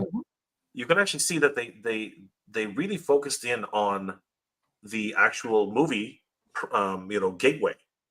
So I think what they're trying to do here is they're trying to showcase. Oh yeah, there it goes. They're trying to showcase that. They're trying to focus on the idea that the movie is going to be a big deal this year. Mhm. You know what I mean? It's going to be massive. There is the sort of power. There is the portal. I'm thinking that's the portal of to another world, right? So it's going to be interesting to see these new toys that are going to be coming out in the next little while. Yeah, And I'm very 100%. excited about that.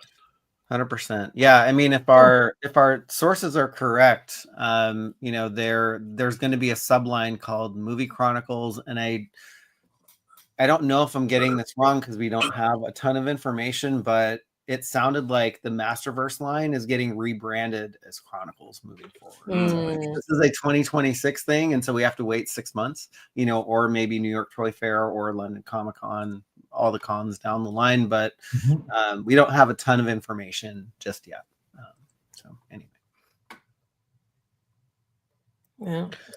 So yeah, that was Masterverse Wave 19, and really interesting trio here, Keldor. And I was actually talking to one of the designers, and he said, like, I didn't want to do another Keldor with a blue Skeletor body. So he took some illustration, I think he said, from a comic. I've been trying to find which one this is. So if anybody knows where this Keldor representation has come from, please drop it in the chat. But Keldor, Force Captain Adora, and huge surprise with Dragstore. Like, that was awesome.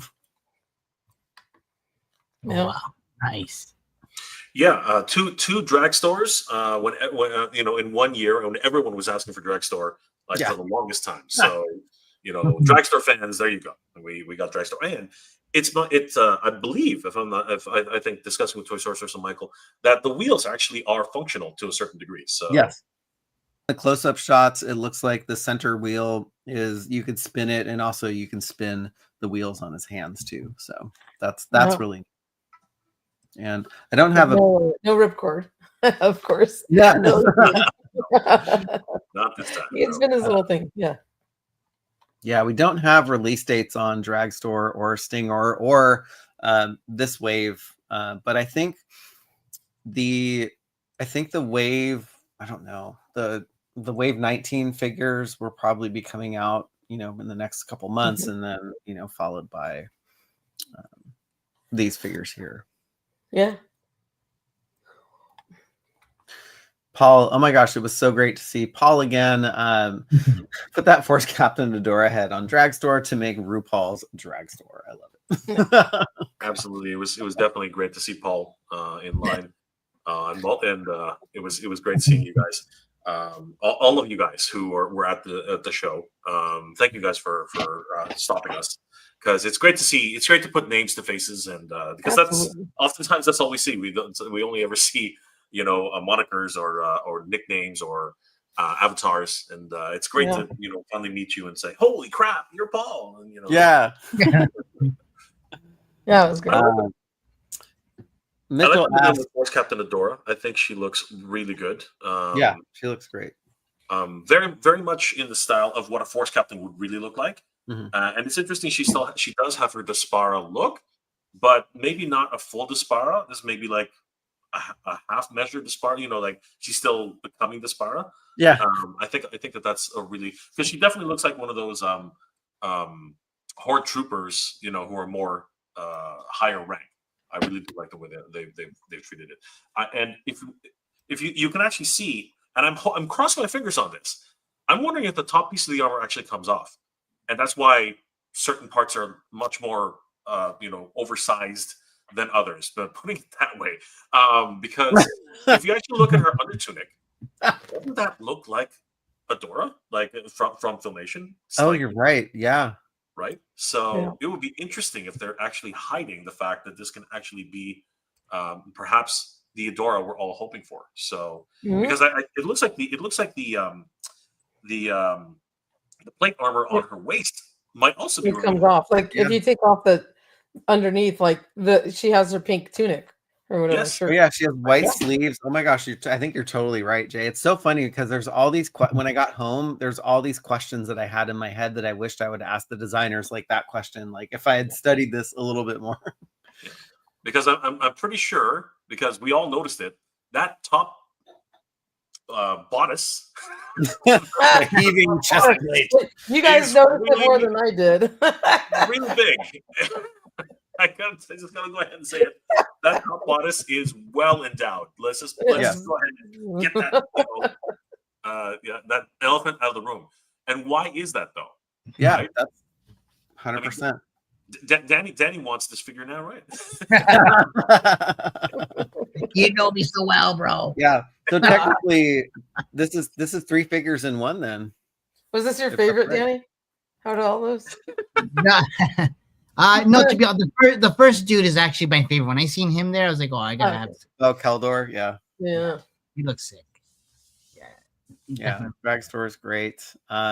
Mitchell asks, where are the Masters of the Universe 80s film-like characters? Great question. They didn't have any reveals.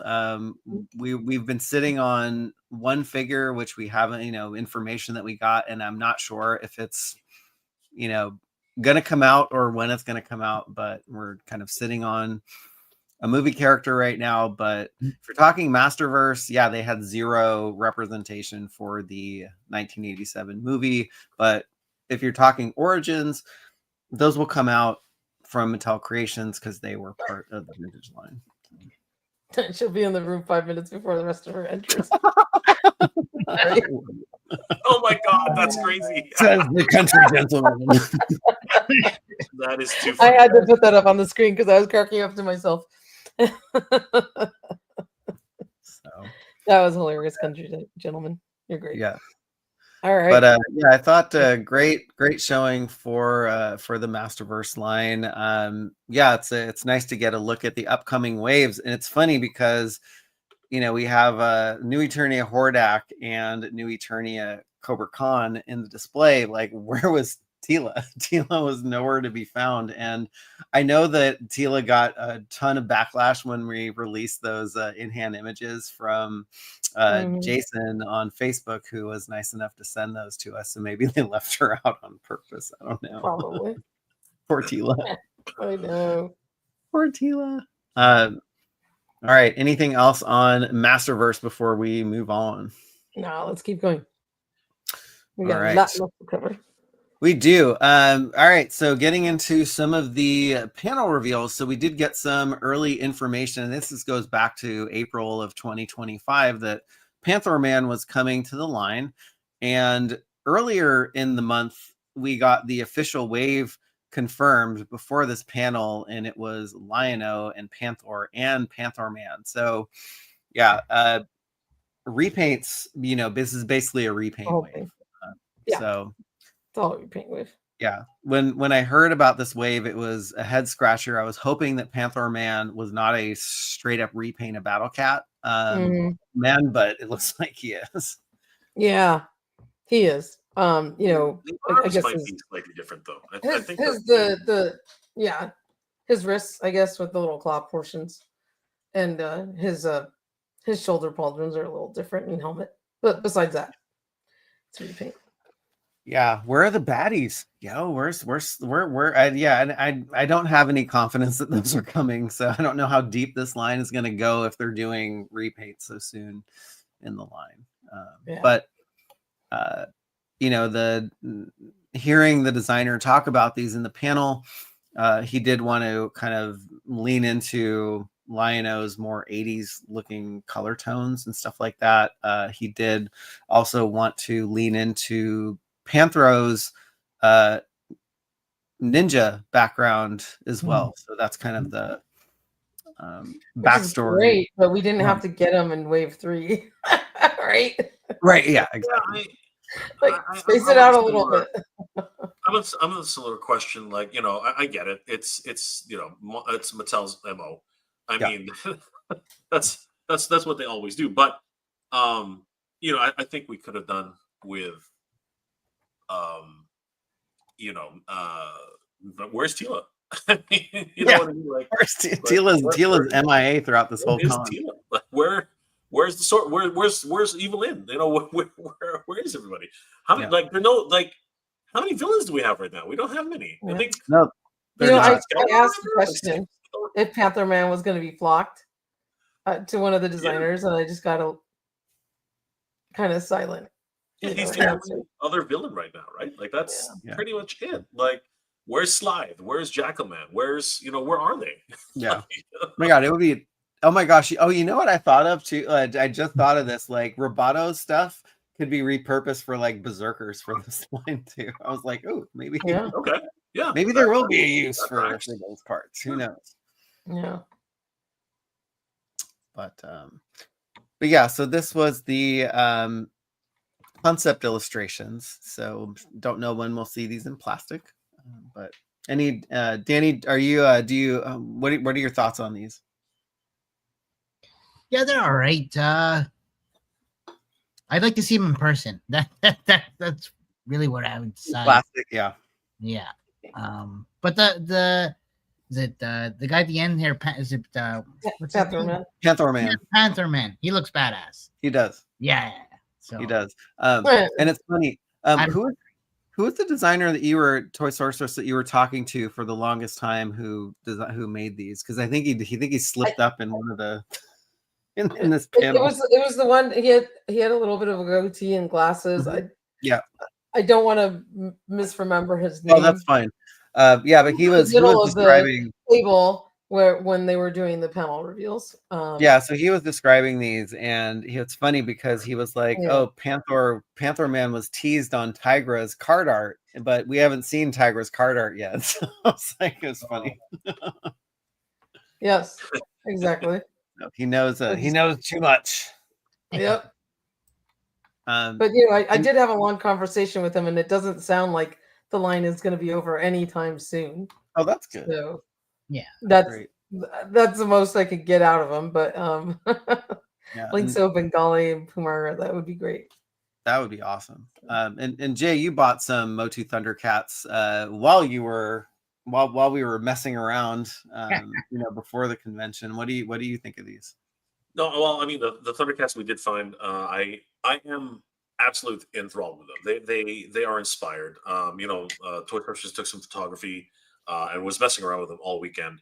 And other than the kind of weird little things where Lion-O's legs are a little painted on the left and the right, I thought that being able to remove their armor and show their original Thundercats look is great. And if you do have the cat's lair, that 5.5 scale really works well with the cat's lair. I mean, Yeah. like not that the ultimate scale doesn't work with it; it works just fine.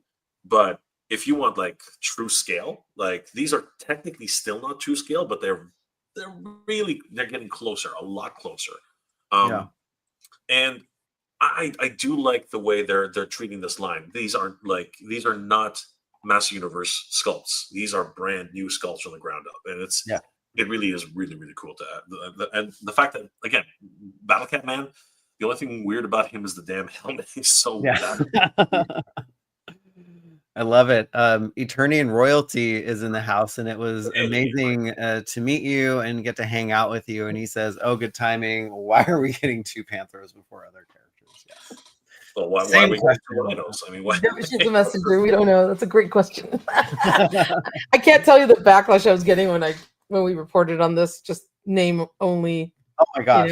Confirmations, and I was like, "Why are we getting repeats already?" I'm like. I think we should lead off these early information articles with a "Don't shoot the messenger." Messenger.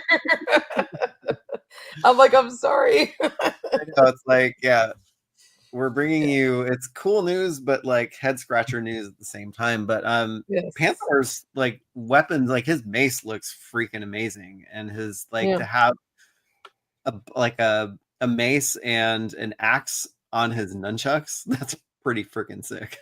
Like, how would you actually wield those? Very carefully. Yeah. Skillfully. Very skillfully. Skillfully. Yes. But, yes. So that is wave 3 of the Thundercats coming in plastic. We don't know when. And I think this is something that we were just stepping into when we got the call from the Toy Sorceress to get the FO from the Hasbro exclusives line. This 40th anniversary She-Ra and Swiftwind Toy Sorceress. Take it away. I walked up to the panel like seconds after they showed this because somebody was like, "Oh yeah, they just showed a She-Ra and Swiftwind," and I was like, "Wait, what?" So I didn't get to see when this thing was revealed. I heard about it and then had to find the photos afterward, only to have my mind blown because it is incredible. I love the packaging. I love Swifty, that he looks totally, like he flew out of the cartoon. And of course, you get another version of She-Ra here. I can't tell from this images if there's any differences in the sculpt and the She-Ra, but it looks like maybe in her hair and stuff like that. Maybe your cape's a little different. And of course, she does have that classic shield. This is awesome. I love that we're getting Swiftwind. I've been asking for this in the line for like forever, and the fact that this comes in an incredible packaging, it just makes me so happy. And this is going to become a Mattel Creations exclusive, and it comes out sometime in September, and it's going to go fast. So I'm having FOMO already.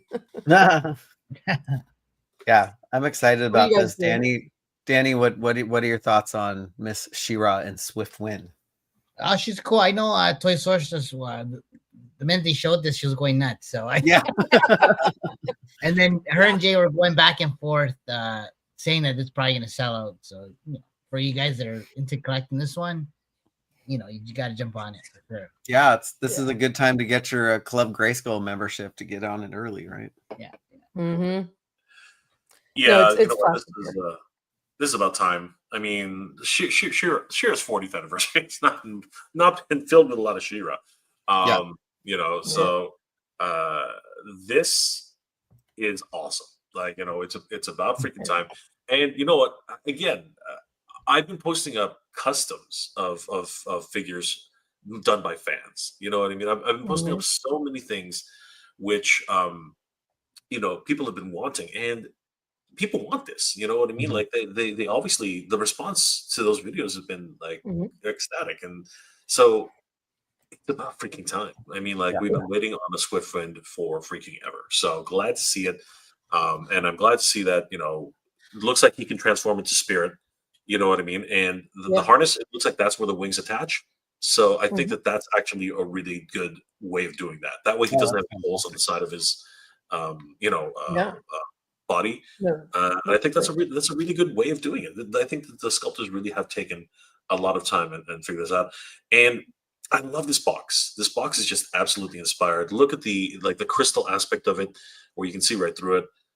This was obviously on Roy Walris's Instagram page, and I love the overall design, the look, the fact that the sorceress is in the background, bestowing Yes. the order of Grey Skull. It's the toy sorceress. Yes. And then this has a special sleeve that goes over it that looks like the Crystal Castle, which is really cool. Yep. That's 100%. I would keep it in the box. This again, yeah, exactly. Danny's right. Many people are going to keep this in the box, but the reality is this thing's going to sell out fast. Yeah. If you guys haven't gotten your club Grey Skull membership, you better get it. This one is not going to last. It's going to be very much the same as it was with Barbie on its first time around, and I'm hoping, I'm crossing my fingers that this will have a second run, because I have a sneaking suspicion, and Toy Habits will eventually confirm this, but with their sources. But I believe this is going to be a Mattel Creations exclusive. I don't think this is not going to come to retail. I have a I think it is Mattel Creations. It is a Mattel Creations exclusive. There you go. So I have a question. With this, do you think we'll get Arrow and Bo? Oh, I mean, the mold is there. They could reuse the horse mold, Yes. right? And we already have Bo. Yeah. So they can make another version. There. It's ready to go. I mean, I don't see why.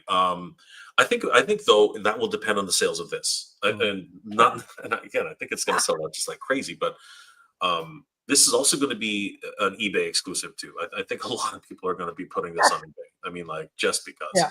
So it ticks all the check marks. It's got a great presentation. It's freaking Swiftwind. It's a 40th anniversary for She-Ra. Every box is ticked. This is definitely going to be one that that's gonna appeal to everyone. And am I incorrect, or is that a crystal? Like, I think I'm hoping and dreaming it. Is that a crystal sword, or is that just something I'm like? It just looks like it is. It kind of does look like a crystal sword. It's like light blue or something. Yeah. Can we go to the other shot where it shows because it's like the transformation mode? Yes, which is what I'm wondering. Yeah. And if you look at it, the sorceress is actually in the digital, it is blue. It is kind of like the hand. If you look at the way the package is, that the sword and the sorceress's hand are actually touching. Oh, that's so cool. That's so neat. Look at that, Jay, picking up on all the details. But yeah, no, you're right. It's maybe it'll be like the birthday cake looking like sparkly sword that came with the Prince Adam. Mike just confirmed. The weapons have a bluish hue, they said. Yeah. You can see it in the digital render too, or whatever the picture they flashed here. It is. I think the sword to shield also has a bluish hue to it. Oh, you're right. You're right. Yeah. That's awesome. Very nice. That is awesome. That's she looks great. I'm all in on this one. Probably gonna get to keep one nice in the box. I don't know. There you go. Big hand. That's gorgeous. Danny's gonna flip 5 of these. No. Watch out, guys. I know, right?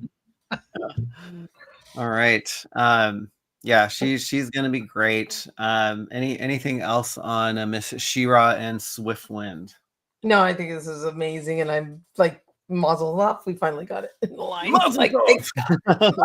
Muzzle. I was beyond words.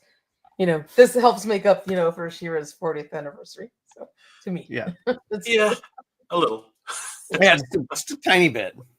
Tiny bit. I think it's incredible. This is awesome. Yeah, throw us a bone. And then they had a blacked out panel for a couple days in the Mattel booth, and I guess they were waiting for the design panel to reveal these guys, and we have the first ever Hasbro Mattel mashup of Masters of the Universe Transformers, which again, looking at comments everywhere, is a very polarizing thing to do, but I don't know. I think this is fun. Like, there's only 2 figures. Like, they're not releasing a whole line that I know of, but I thought this was a cool idea. and I think the Toy Sorceress and I were joking around like this is our version of Transformers because they They don't don't transform. transform. Like, that's great. Oh man. So yes, I mean, for us, because I don't like to actually transform the Transformers because it's just so hard and it's frustrating for me. They're cool looking, but I'm not great at transforming them. So I'm like, I'm actually glad that this was Perfect. an homage. Lee Benson look like they've been trick or treating. It's funny. Oh my gosh, I totally didn't even think about that. It's like what do Eternians do for Halloween? They dress up as Transformers. Look at that. But yeah, it's funny. Like I've seen Ben Cooper line. I'm totally kidding. I've seen a bunch of comments around just like like Buzz Off should have been with Bumblebee and all this stuff. But I think the characters work together. Megatron looks really, really sick. The Megatron armor Skeletor. I love that. I really like what they've done with Skeletor.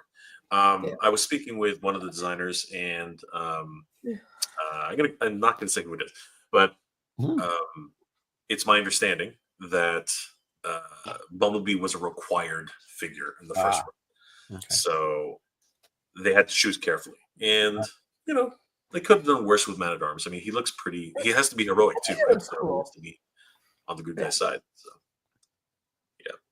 Yeah, that's a good point because we're also dealing with two ginormous corporations, and they all have their wants, and they have to make compromises and things like that. So, but love the box art. I mean, it honestly melds the Energon Transformers universe and the Masters of the Universe so well with even just turning like Castle Grayskull and Snake Mountain into that Transformers art style was freaking cool. And even the rocks too, the rock bursts look like that. I love it. I love the whole intro dynamic from the first season of Transformers. I really love that whole concept. I'm the only problem, like for me, and I've said this a couple times. The only thing is I've always been of the mindset that a Transformer has to transform. Yeah, I mean that's I agree. I would have so appreciated if maybe they were able to work out some sort of like armor transformation, mini transformation or something. Yeah, like the armor, like a weaponizer, Danny. You know what I mean? Like weaponizers transform their body parts transform into something else, right? Well, I think the staff or whatever part of that transforms a little bit. Oh, yeah, you are correct. Yes. So Jay, you kind of get a little bit of what you want with the staff, but I think we're probably talking about like the body, right? That's so cool. Yeah. You know what? Now I can see a little bit of that. So that's really, really neat. And now I'm really curious. Are any of these pieces sentient? You know what I mean? Like I would really like to see who writes the story on this one. What is the mini comic gonna reveal? Because I would like to see if maybe all of these things are Energon based, or like have some sort of sentience at all, because I think that would really lend itself to a really cool story. But yeah, I mean, because if you think about it, right? If you think about it, the last Transformers movie actually had a hint of that, right? Where if spoilers ahead, the character at the end, the human, actually got to suit up in a Cybertronian armor, right? So I'm wondering if it's leaning into that type of idea. Oh, that's interesting. Yeah, I didn't think about that. I love that. And if you think about Transformers the movie, Spike. Oh, gosh, Daniel actually has a Transformers suit, right? So that's right. A lot of ideas going around. Yeah. I was actually surprised that they dedicated like just so much space, like for two characters. Yeah, a Dio. Yeah, we needed like a Dio or something, right? Or like put like Man at Arms Origins and like a Bumblebee, like actual Transformer in there. That would have been fun to see, like Megatron and Skeletor, just to see their. And these are available both on Mattel Creations and on Target.com. So if you're interested in them, check out our article. We have links on where you can order these. They're up for pre-order. right now. Right now. Awesome. Right now. Cool. All right. Anything else on these Motu Transformers? Nope. Let's Going keep once, moving. going twice. Gone. All right.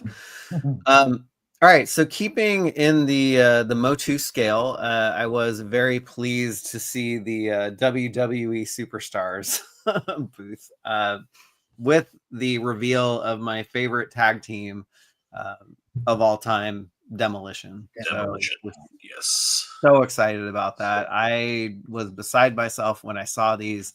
It's funny because they didn't have Axe and Smash or Crush up yet, and they had the masks, and I was like, oh Lord, what's coming?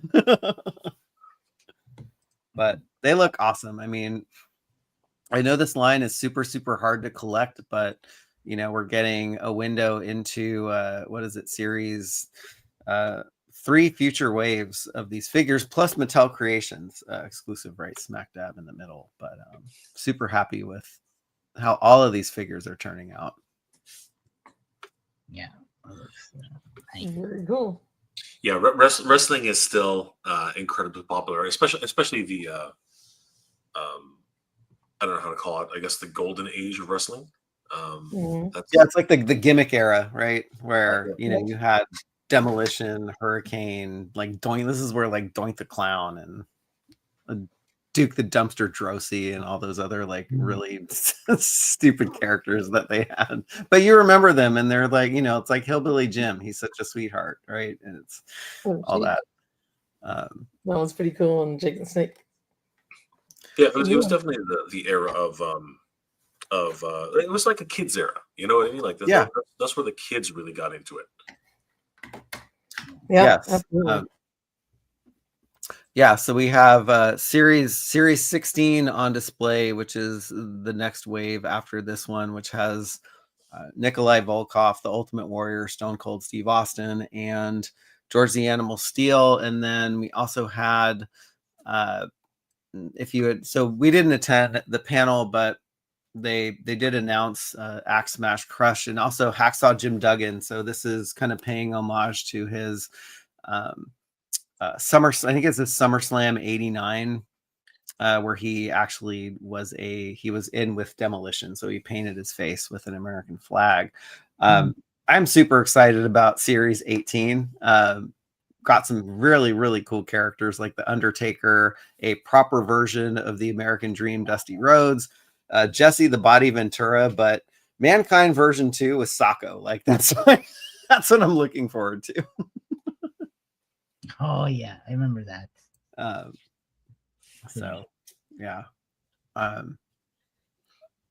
Anyways, I have a very hard time finding these figures, and I have to rely on friends out in the wild. Rob 2023 actually just got me the latest couple waves of the WWE Superstar, so I'm all caught up now. So do Danny or Jay, do you guys collect these? Or I was in on it for a while, but just like you, it's impossible to find these. Like I can't. Like Danny, have you ever found anything past Ricky the Dragon? I don't even think we got Ricky the Dragon Steamboat. Like Walmart just does not carry these in our area. Yeah, no, these kids are hard to find for sure. Yeah, around here, anyways. You guys have all the good stuff, man. Yeah. No, I can't find it in my area either. I was able to pick this guy up from a certain vendor at Frankincense. So that's the only reason I got him. So yeah, but I wanted to give a shout out to Ringside Collectibles for taking these images at the panel. I had it on my list to go, but just couldn't make it, and I wish I did because I wanted to see these reveals. So, but yeah. Lots of cool stuff. Lots of cool stuff coming out, and we haven't really talked about the Hasbro booth yet, too. Well, so I was just gonna say before you change subjects from wrestling, one more really cool thing that they announced at the Mattel booth was the return of LJN, the Big Rubber Wrestlers. Oh yeah. So that was pretty cool. I don't think we have photos right here, but they have a couple waves already planned for that, and I'm looking forward to it. There's some cool. Sorry. What was that? Sorry, I'm sorry to jump in like that. Oh no, Danny. I'd like to hear your take, but one of them that was included in, I think maybe the second or third wave was a remake of the original Ultimate Warrior, which, as you know, came at the end of the line when I think it was the other company that had it, and is really expensive on the aftermarket. So it's cool that they're remaking some of the figures from the original line in that. Yeah, I know there was wasn't there a Street Fighter crossover too, right? Wasn't there like I swear I seen like a Rey Mysterio Ryu. Oh yeah. They had the final boss, The Rock, as that's as cool. M. Bison. Yeah, and they had I think the Ultimate Warrior is Blanca. Yeah.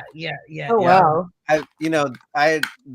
They weren't for me. It's funny because I was talking with Mad Hatter at the time when we were kind of I just had bumped into him at the WWE booth, and we're like, these things are, it's like the Turtles didn't work out, so maybe they're shifting into Street Fighter. I don't know, but I wasn't a fan of those, but I feel like that Street Fighter license is going around. Yeah. Did you happen to check them out, Danny? Because did you cruise by and check them out? Oh yeah, that's right. I seen the Rey Mysterio Ryu, the Blanca, right? So they were actually, the box was kind of cool the way they were packed. I think they had like an arcade machine, like. And, oh wow. Yeah, kind of like the what is it? The Jada toys. How they. So what line was that for? What scale or what line was that for? It was for the WWE Elite, like their 7-inch line. So it wasn't for Superstars. Yeah. Okay. Got it. Yeah, so that was pretty cool. Wrestling stuff. That's pretty cool. Look at Alex's comment. That means that Mattel can access Street Fighter license. Hello, Origins. I love that. Oh, so just by the way, I did have a very interesting conversation with one of the designers for Mattel, the designer that was in charge of the Thundercats line, and I happened to show him our poll that we just did and mentioned the poll we did last year. He was very interested in hearing what we had to say. So you never know.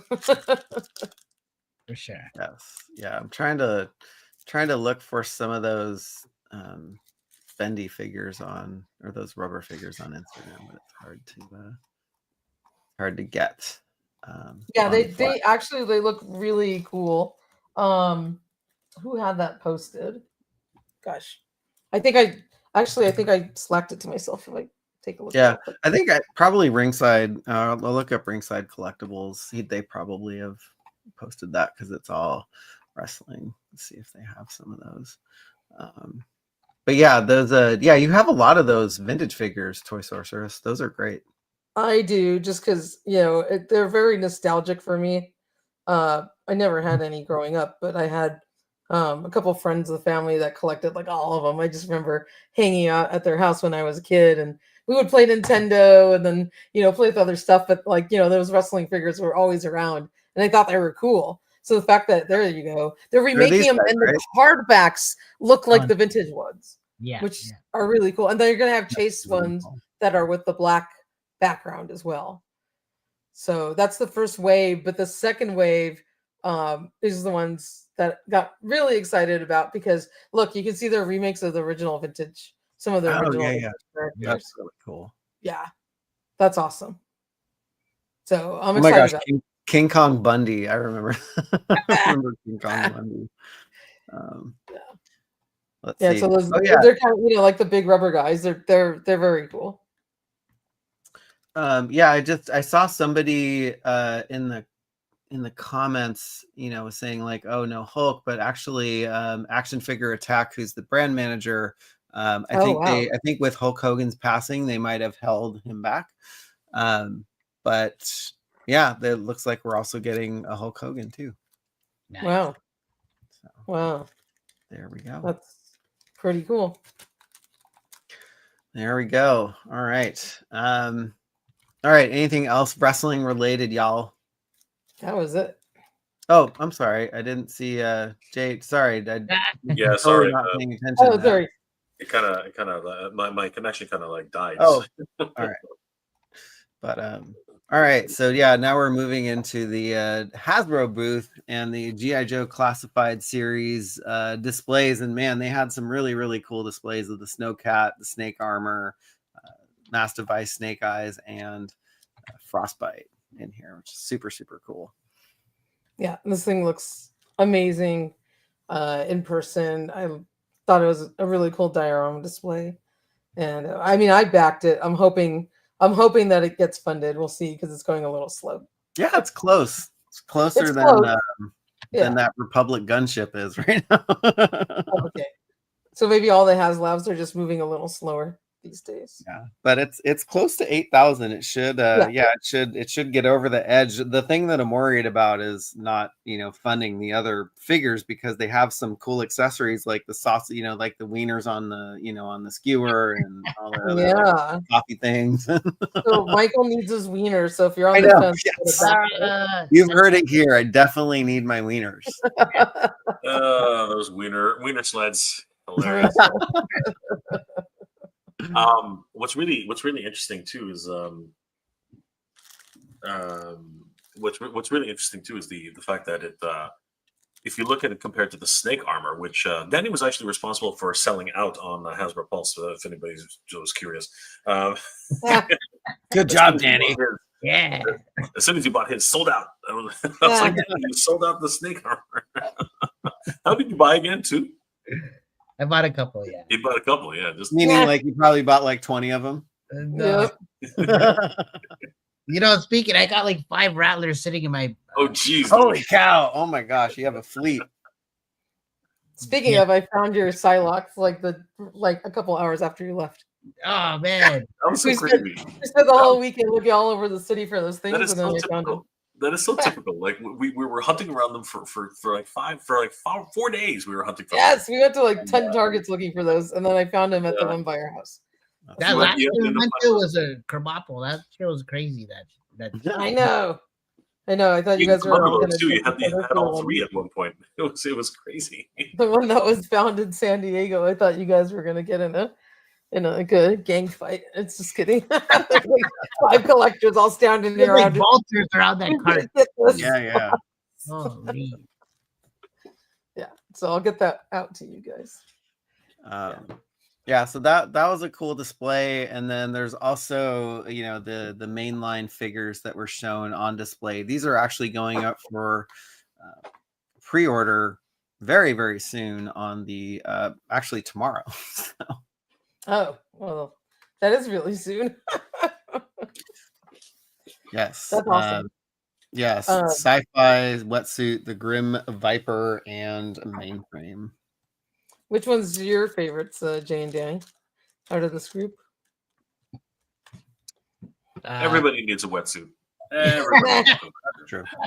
They did a great job. Danny wants a wetsuit. Yeah. No, Mainframe, to be honest, is I'm a fan of here. Just because I love the effects that he's got there. Plus, he's all green and stuff. You know me, I like green figures and stuff. That's sci-fi. Yeah, absolutely. Sci-fi, sorry. Yeah. Sci-fi. Yeah. And what definitely. Well, actually, what's I had as a kid. So. There you go. I was gonna say, the Baron has already said it. Brain. Yeah, that's what I. There he is. The brains. Oh, there's the brains, Baroness. Billy, you were saying that. You were saying that about this figure. Yeah. And I want to give a shout out to Badass Reviews for letting me use his images. He was actually in the booth, like right in front as they were putting these figures in, and they let him take some really close up photos of them. So that's awesome. That's awesome. Yeah, Carlos knows how to sneak in there. Oh, shit. Yeah. We also had Steeler and Short Fuse 2-pack on display, which was awesome. I don't know when that is coming out. Is not coming out tomorrow, but something that is coming out tomorrow is the Toy Sorceress's favorite Desert Scorpion with Scorpion 25. Oh my god, they were showing these diorama images with like 20 scorpions in it, and I was like getting so grossed out. She was freaking out so bad. That photo right there with like 4 of them. I was like, They do a great job with these pets, I'm but not bugs. yeah, pets. Yeah, I love the in the panel they were talking about, like, you know, like usually like the pets are friendly to you, but they had to include a prod with this one because the scorpions would actually attack the human. Yeah, that's right. They were saying that. Got out of hand, man. Yeah. Yeah, so there, yeah, so this set is going up for pre-order tomorrow as well, and another set that's also making a an appearance tomorrow, and this is a Hasbro Pulse Porta potty. exclusive, the GI Joe version of the porta potty with some ventilation. Nice. Yeah. Oh my God. Yeah, We're gonna see a toilet in that thing. I know. I hope so. I hope so. Somebody's gonna do it. Somebody's gonna do a toy photography thing. Oh my gosh! I think what the Cobra version comes out, so you know that looks more like a porta potty than this, and so I want somebody to do that. That would be amazing. Yeah. But yeah, Steel Core Sentry with the defense unit is also going up for pre-order, but this is a Hasbro Pulse exclusive, so I think this is the only Pulse exclusive for tomorrow. Very nice. Very nice. Very nice. Very nice. Very nice. And yeah, they also had some really cool like new figures and another one that was revealed joining the Cobra Law. So on the they have the Ghost Viper and Pythona. Yes. Yeah. Which really leaves only two other mainline figures for two other figures for the your basic set of Cobra Law figures, really. Yes. Yeah, the Royal Guard and the Lobulus, right? The Lobulus, that's pretty much it, which is awesome. Yes, but Danny, this Ghost Viper really spoke to you, didn't it? Yeah, you know. Yeah, you know, definitely. I love the green effect parts, and then the fact you can change the heads to the snake, the wolf.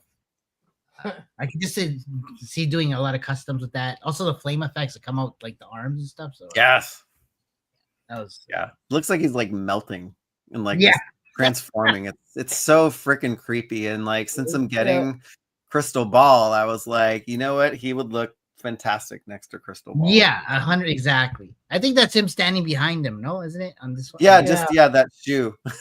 I don't have a picture of him, but I can't wait for that. Thanks. Yeah, totally. Paul says, yeah, the Ghost Viper is a cool idea. Obviously, Pythona is fine. Pythona looks amazing. Like, I'm not a fan of the Cobra Law, but the way that they had sculpted her and just her facial expressions and all the stuff that she comes with, a lot of like the biotech creature stuff. So awesome. Every figure should come with a yelling head.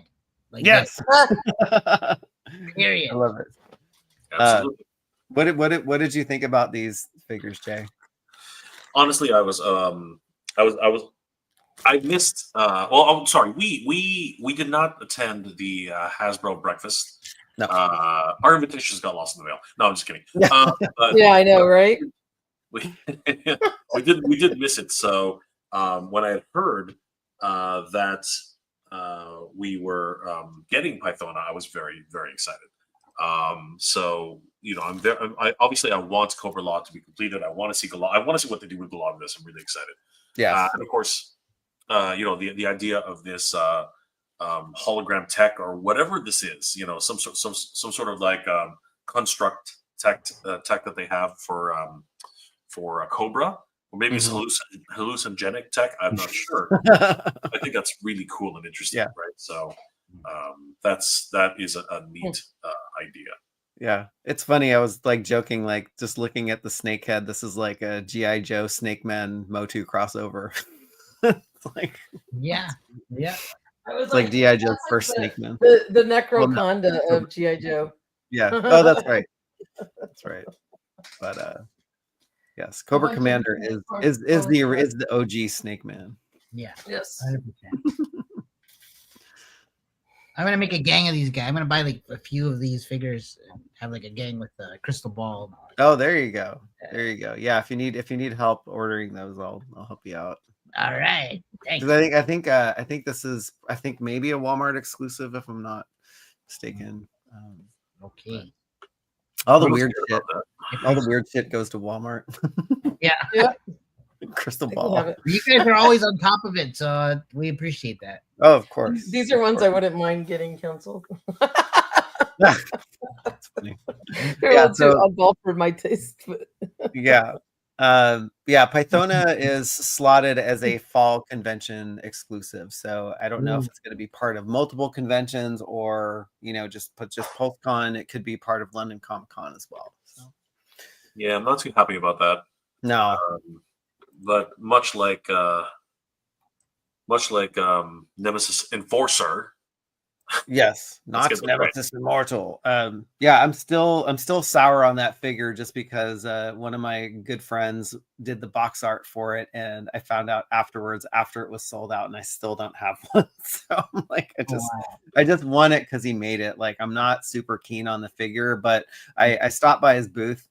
His name is John Gang, and he said, "Oh, I made 3 more box art illustrations for G.I. Joe Classified series, but I can't tell you what they are." So I was like, do I have to buy them? And then once I find out that you didn't do it, do I have to return them? So yeah, he's keeping a tight lid. So I'm hoping that he did the box art for Pythona, because that would make sense. But no, Paul, to answer your question, the Ghost Viper is not dropping tomorrow. It's just those 4 mainline figures that we looked at with a wetsuit, mainframe, Grim Viper, and sci-fi, plus the the G.I. Joe porta potty with the Sentry and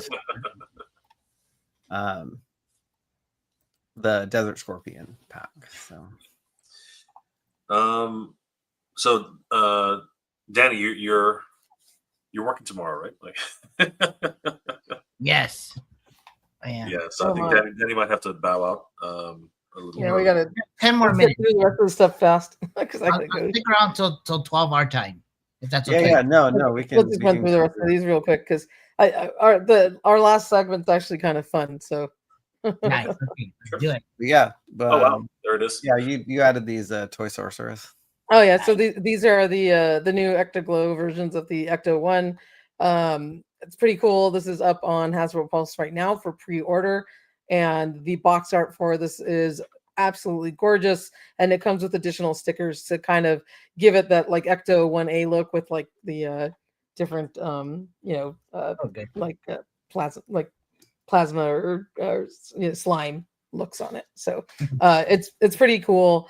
They had also an additional Ghost 2-pack supposed to be a convention exclusive. If you go to the next slide, that is of Slimer and Stay Puft Marshmallow Man that you can see on the right. So I think that one might go up for pre-order during New York Comic Con. They're all glow in the dark, including the little food items there for Slimer to munch on, and I think that's supposed to be a 2-pack shipping in the spring. And of course, we do have the Ecto Glow 4-pack of figures, which is a recreation of the original ones. And what I want to do is grab the box for this. The box art on that one is also gorgeous, and the same artist. And I apologize that his name is not coming to my mind right in this moment, but incredibly talented artist that did the box art for the Ecto Glow and the Ecto Glow 4-pack of figures, which looks gorgeous. If you remember, the vintage ones of these are super hard to get and very expensive on the aftermarket. So it's amazing that they remade these.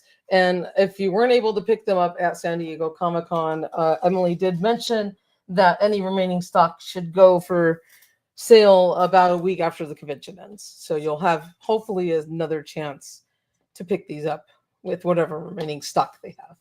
But they're really cool.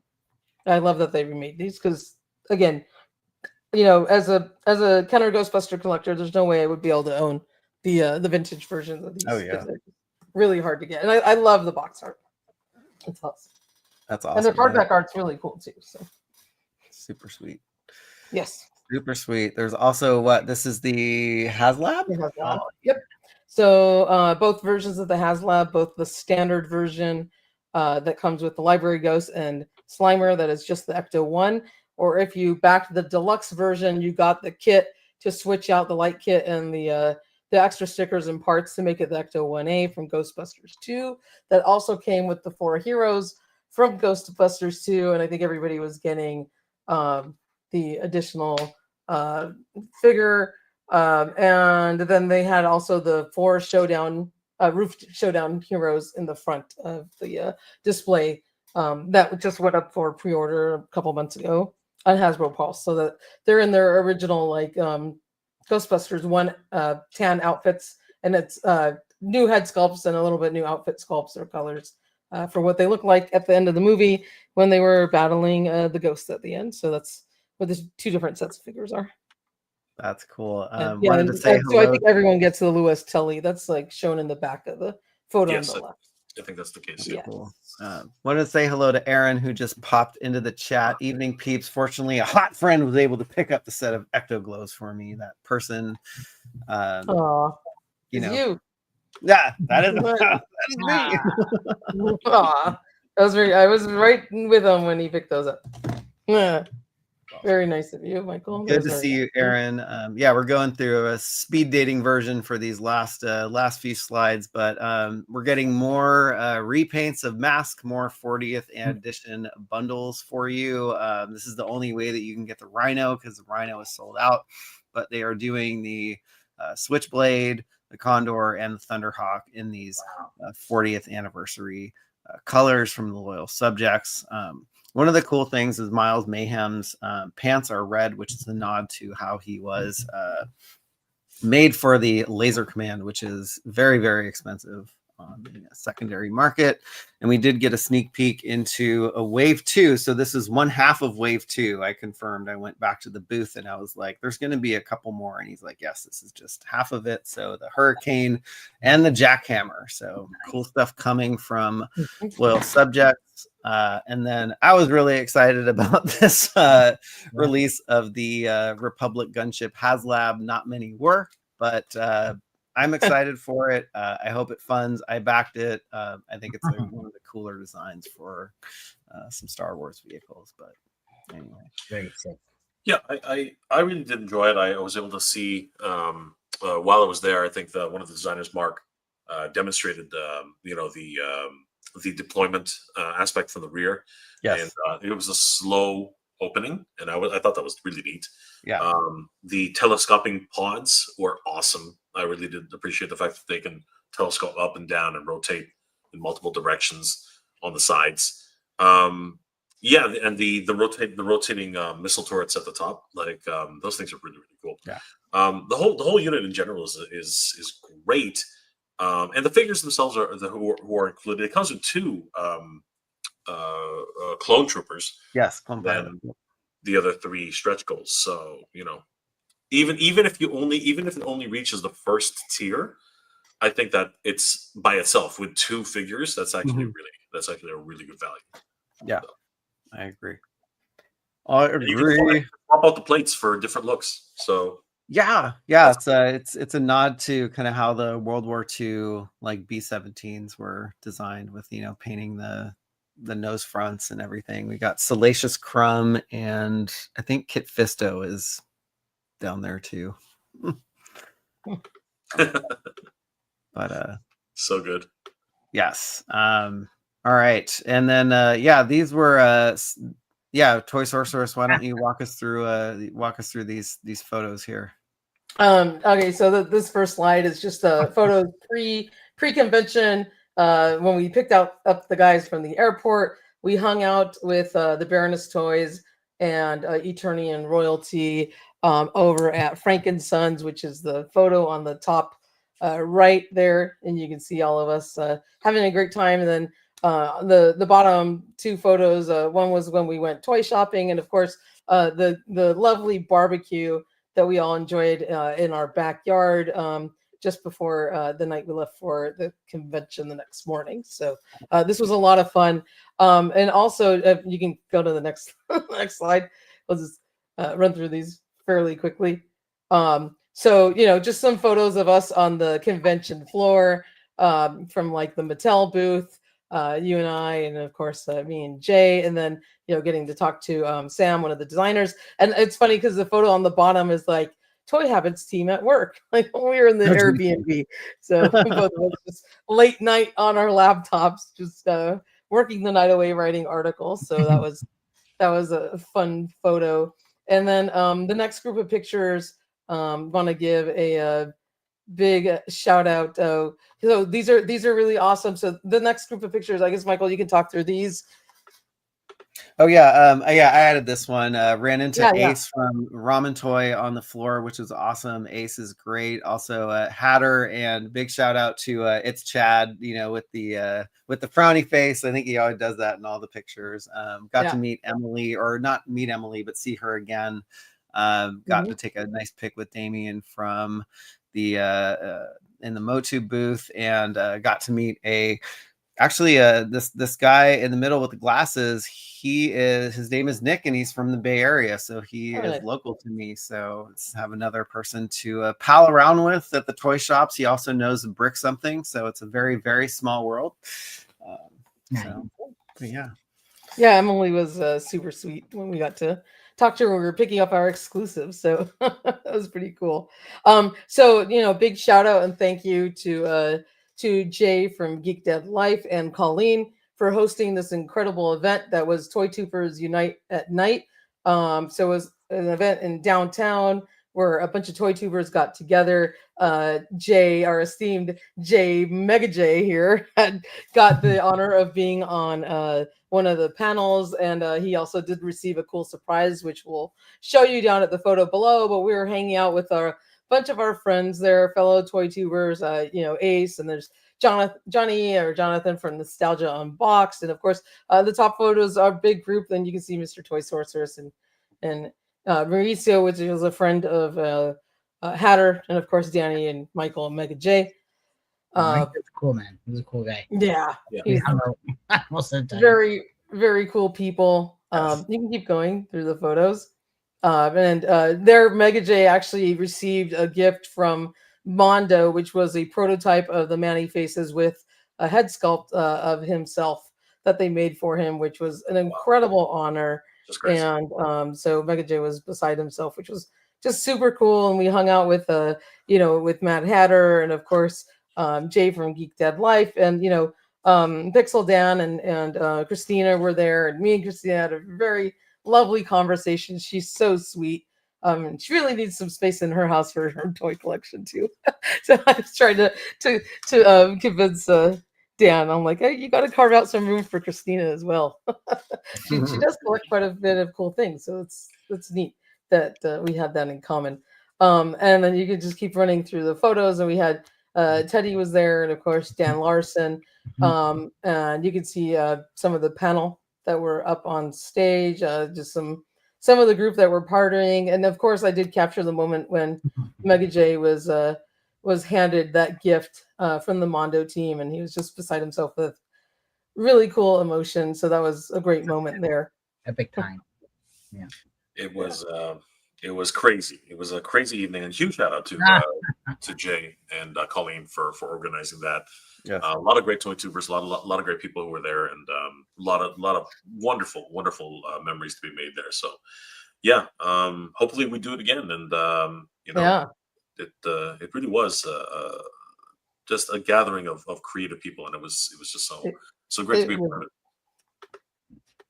Yeah, go ahead. I was just saying it was absolutely really nice to get to hang out with everybody and talk toys and talk about our passion and what we saw at the convention.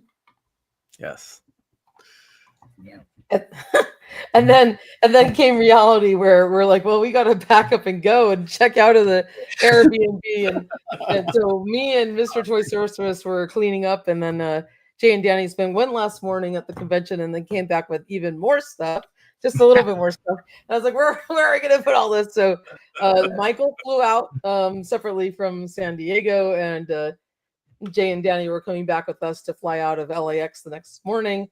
And somehow poor guys were buried alive in the back seat of the car in exclusives. You guys could talk about that, and then your amazing T-shirts you have down there. So I'll let you say a little words. Oh man, J&D.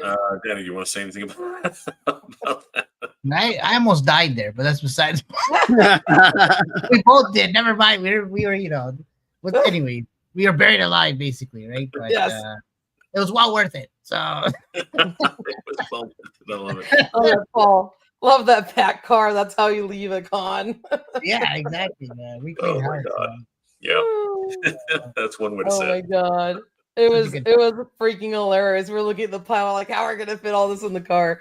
But we made it work. We made it work. I suffice to say I had a pair of vintage Sesame Street Bert and Ernie's between my legs the whole drive home. So there's no room to put them in the car. Oh my god, it was hilarious.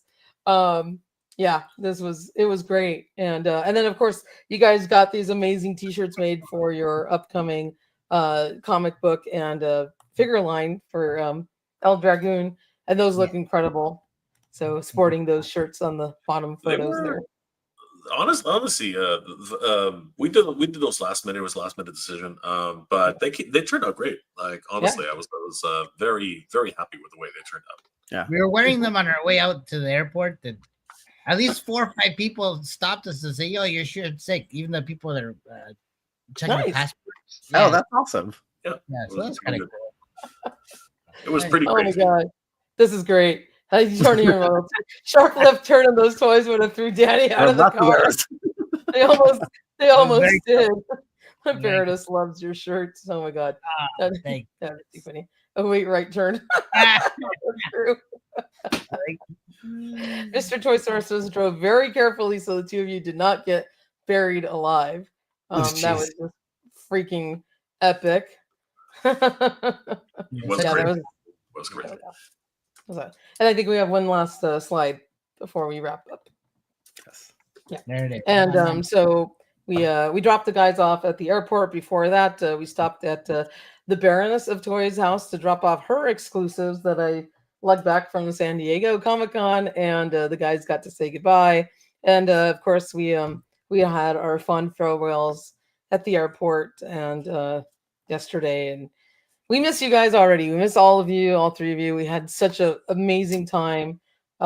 Really got to bond and spend some amazing memories with the group of you guys. And I'll tell you, the house felt a little bit emptier today. Aw. Man. I didn't want to come back, but Yeah. Aw, you were having a blast. I Yeah. was having a good time. man. So thanks, guys. We appreciate it. I appreciate it for sure. Till next year, we'll do it again, right? For sure. So Yeah, the You guys are Toy invited Sorceress back. and Toy Sorceress and Mr. Toy Sorceress were wonderful hosts and Incredible. hostesses. Incredible. Couldn't have asked for anything more. She's an amazing cook and just amazing person to hang around and pal around with, and an amazing partner in crime. So, Aw. Likewise to Right. you, and big hug to Mega J and Danny, and to you, Thank you. Michael. And it was our pleasure having you guys in the house, and we made memories that are going to last a lifetime, and it was just Oh, yeah. so much fun. And this is why you go to these conventions. They're a lot of work and they're exhausting, but you have fun in between all of that, and you make memories that last a lifetime. And it's stuff we're always going to remember, like Joven running around with our pizza last year. yeah, I can't wait for next year. There is that. Yeah. That is true. Where's our pizza? Where's our pizza? All right, y'all. Any last parting words before we wrap this up? No, you know what? This to me, without a doubt, is probably the best. As you said, the best experience I've had for San Diego Comic Con, and I've been to many. I've been to, I guess this would be the sixth San Diego Comic Con I've been to, and every other time it's always been like work, just running here, running there. I mean, like Danny, like last year was just ridiculous. Like we got there, we got off the plane, we just started going nuts, just trying to pick up stuff. Right? I mean, it was like. If you compare this year to last year, what would you say, Danny? I mean, it was No. This year was definitely a lot smoother, and like just hanging out with you guys and staying on at the Toy Sorcerer's house was just great. We couldn't ask for anything more, You guys Yeah. literally babysat us, and you drove us around everywhere. We went toy hunting. Like it was just an epic moment, just hanging out with Yeah. friends, just good times, right? Yes. Totally. And so Yeah. you know, So good. yeah, It was, definitely. it was incredible. It was incredible. Just even just the times you were just sitting around chilling and relaxing in the backyard, like that was some of my favorite moments. Just to get to hang out with you guys and like chat and kind of learn more about you and your families and your lives and that kind of stuff that we never get the chance to actually to get to know you better. And so it was great. We did have some good pizza this time around that we ate with our Olive Garden leftovers on one late night. Oh yeah. That was great too. And it was good. a ToyTuber slumber party every night. Oh my god, so much fun. It was. So It was couldn't ask truly. for anything more. And thanks for the loaner of the air mattresses, Baroness. That really helped. Oh, Yeah, those were a yeah. lifesaver. Thank you so much. Those were a lifesaver. Seriously, they were. Yes. They were. It had been like 40 years since I slept on a freaking. And it was pretty comfortable, truth. These were great. No, they You were out like a light, like every night, Danny. Oh, absolutely.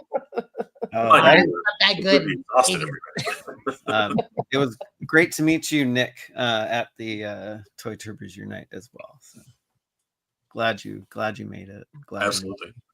Michael, same things. Like much thanks to you. Just being a cool guy, hanging out the whole weekend. You know. Oh, thanks, man. It was just a good time, man. And, yeah, Michael was a champ. I mean, like every day, just getting up super early in the morning, and just to and the we're not going to talk too much about this, but the getting into the convention early every morning was an interesting exercise. I mean, like every single time, you know, let's just say that if you don't get. Let's put it this way: if you don't get to the convention early, you can expect to be waiting in a half an hour line just to get in the doors. Yep. So one half an hour to an hour line just to get into the doors. So it was a lot of fun trying to get into the convention. You know, and really just seeing all the guys and people who were also in the same boat. I think that was a lot of fun, and it really helped. Especially when Michael had to grab his luggage and take it to the convention. That was interesting.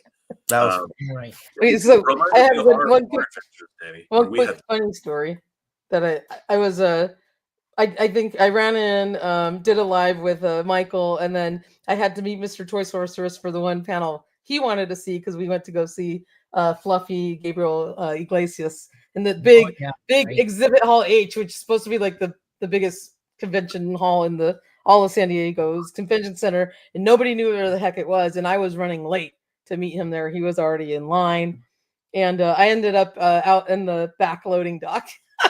I saw daylight, and I was like, because my husband goes, "You got to go outside till I get to exhibit hall H," and I was like, so turned around and couldn't find where the exit doors were from the part I was in the exhibit hall, and I saw daylight, and I was like, "Oh, I got to go out that door." So I went. Somebody had the door propped open and I ended up in the loading dock. So that was pretty funny. And I found my way. I finally found my way there, and we had a great time watching Fluffy. He was hilarious. But that was just an epic adventure. And I had to ask like half a dozen security guards where the heck the biggest hall was, which nobody seemed to know where to find it. And it held like, I don't know, 6,000 or 8,000 people or something like that. So it was pretty funny that nobody knew where it was. Wow. I'd love to see a picture of like how the holidays is like. Nobody really. You're not allowed to take pictures in there, are you? Like, how does that? Well, you can't record, but we took just a couple like photos of the space. So, but you're not allowed to record anything, which was fine. But awesome. Super fun hanging out. Like the five of us. Had an amazing time, and then getting to run into some of our viewers at the convention was absolutely incredible. Putting a face to the name and getting to spend some time, and also getting to spend some time with some of our viewers at the ToyTubers United Night Party was fantastic as well. So, and meeting the guys from Mondo and fellow ToyTubers was incredible. But I'm going to give you guys a huge hug. You're all invited back next year. And I can't wait to do this again with That you is guys. awesome. And Appreciate of it. course, Thank the, you. the feeling's mutual. You know, Right. we no one wants to come out to Canada, but you're always welcome to come out to Canada. I mean, like, we'll we'll have the we'll have the fires up ready to warm you guys. Aw. That is a joke, of course, but Hey, that was no, always, like, you guys Oh, are always thank you. welcome here, and feeling mutual. You know, it was magical. Like, I've never felt so welcome. Going to convention, we're usually so detached. I mean, like, I think what really, make fun of it as much as you like, but I think Joven really did help us bond that night. Oh, totally. We were Yes. all basically starving and waiting for Starving. pizza, which never came. Finally when it came, it was cold. The pizza. Yeah, We enjoyed it anyway. So we was- did. it was That was. I mean, to remember the name of your DoorDash delivery driver Yeah. 2 years later, it was very memorable for Yeah. us. That's awesome. It was so my great. God. Yeah. And huge shout out to Mondo. One of Yeah. the greatest honors I've ever had. The privilege of being involved in it all. I just had I had no words. I just did not know, how to react really. And That was so a awesome. great job on embarrassing me thoroughly. Like, I think that's the. Yeah. I think they planned it that way. They just wanted to roast me in a different way entirely, and it's my punishment for complaining too much. I don't know, but at the end of the day, just could not. I don't think I'll ever top that. Like that was just an incredible experience, and I'm truly humbled by the whole. I don't know what I did to deserve that. I don't think I did anything to it. In fact, I don't think I deserved it at all. You But- absolutely deserved it, Jay. Yeah. You absolutely deserved it. You're You're a incredible. wonderful human being, Jay. You totally deserve it. Absolutely. Absolutely. So, I'm not really sure that's true, Oh. but yeah, it was great. But even better than that, as great as that is, I wouldn't trade anything for being able to hang out with you guys and Oh, sharing the experiences we had this past. Absolutely. It was amazing. And it just, getting to go live like next to my partner was incredible from the convention floor, and us working, on our articles together, like kind of divvying it up and being like, you get on this and I'll get on that. And just, as much content as we got out in the short amount of time was very cool. And of course, getting to toy hunt and have fun was incredible. And getting to hang out with Jay and Danny and getting to know you guys better was amazing. And just a big shout out to Mr. Toy Sorceress for putting up with all our shenanigans, for driving us around everywhere, for being more of the adult in the room when we were all screwing around and didn't know which way to go in the car. He was a sweetheart. And just a lot of fun to hang out with. Very cool. That guy has extreme patience, that's for sure. yes. With us. So, thank you to him. And he even went hunting for your Psylocke pack as Yeah, well. that We was- had to find it yesterday. Oh was crazy. God. That was just. Thanks, yo. Absolutely. Digital So hug. Digital hug. I will. I'm gonna give him a hug from you guys. We'll get those out to you. So anyway, it was fun recapping SDCC with all of you guys. Just so amazing, and we're gonna do this again next year, and I just can't wait. And make sure you tune in to Mega J Retro and Danny Green on their channels. They're incredible. You guys are awesome. And you also do Titan Talking Toys together, and let everybody know where they can find you guys. I think you did a great job. I think. Follow Danny Green on Danny Green Collects on all of his social medias. But never mind the two of us. Like, I know you were all subscribed, but keep subscribing and keep liking and keep commenting and all that great stuff for Toy Habits. I mean, these guys are working so hard and are the greatest hosts and the greatest friends that any of us could imagine. I felt like I was at the Daily Planet sometimes. I see them all going. No, he's like Clark Kent in another life. I love it. It never ends. It's such a scene. It's so good, y'all. It's I like love it. You got to see how the sausage was made. yeah, It inspires me, if anything. Work harder. 100%. absolutely. Absolutely. All right, guys, I'm going to give you a big virtual hug. We absolutely missed you Oh. this afternoon. The house felt empty without you guys. So, all right, can't wait to have you back. Yeah, and everybody, you stay tuned to toyhabits.com and our live stream. We should be coming back, I think, on Friday if schedule works out. And we'll be talking the rest of the toy news for the rest of the week. In the meantime, y'all have a great Monday night. Thanks to Mega J and Danny Green for joining us as well. And have a great night, y'all. All right. Good night, everyone. Good night, everybody. Have a good night.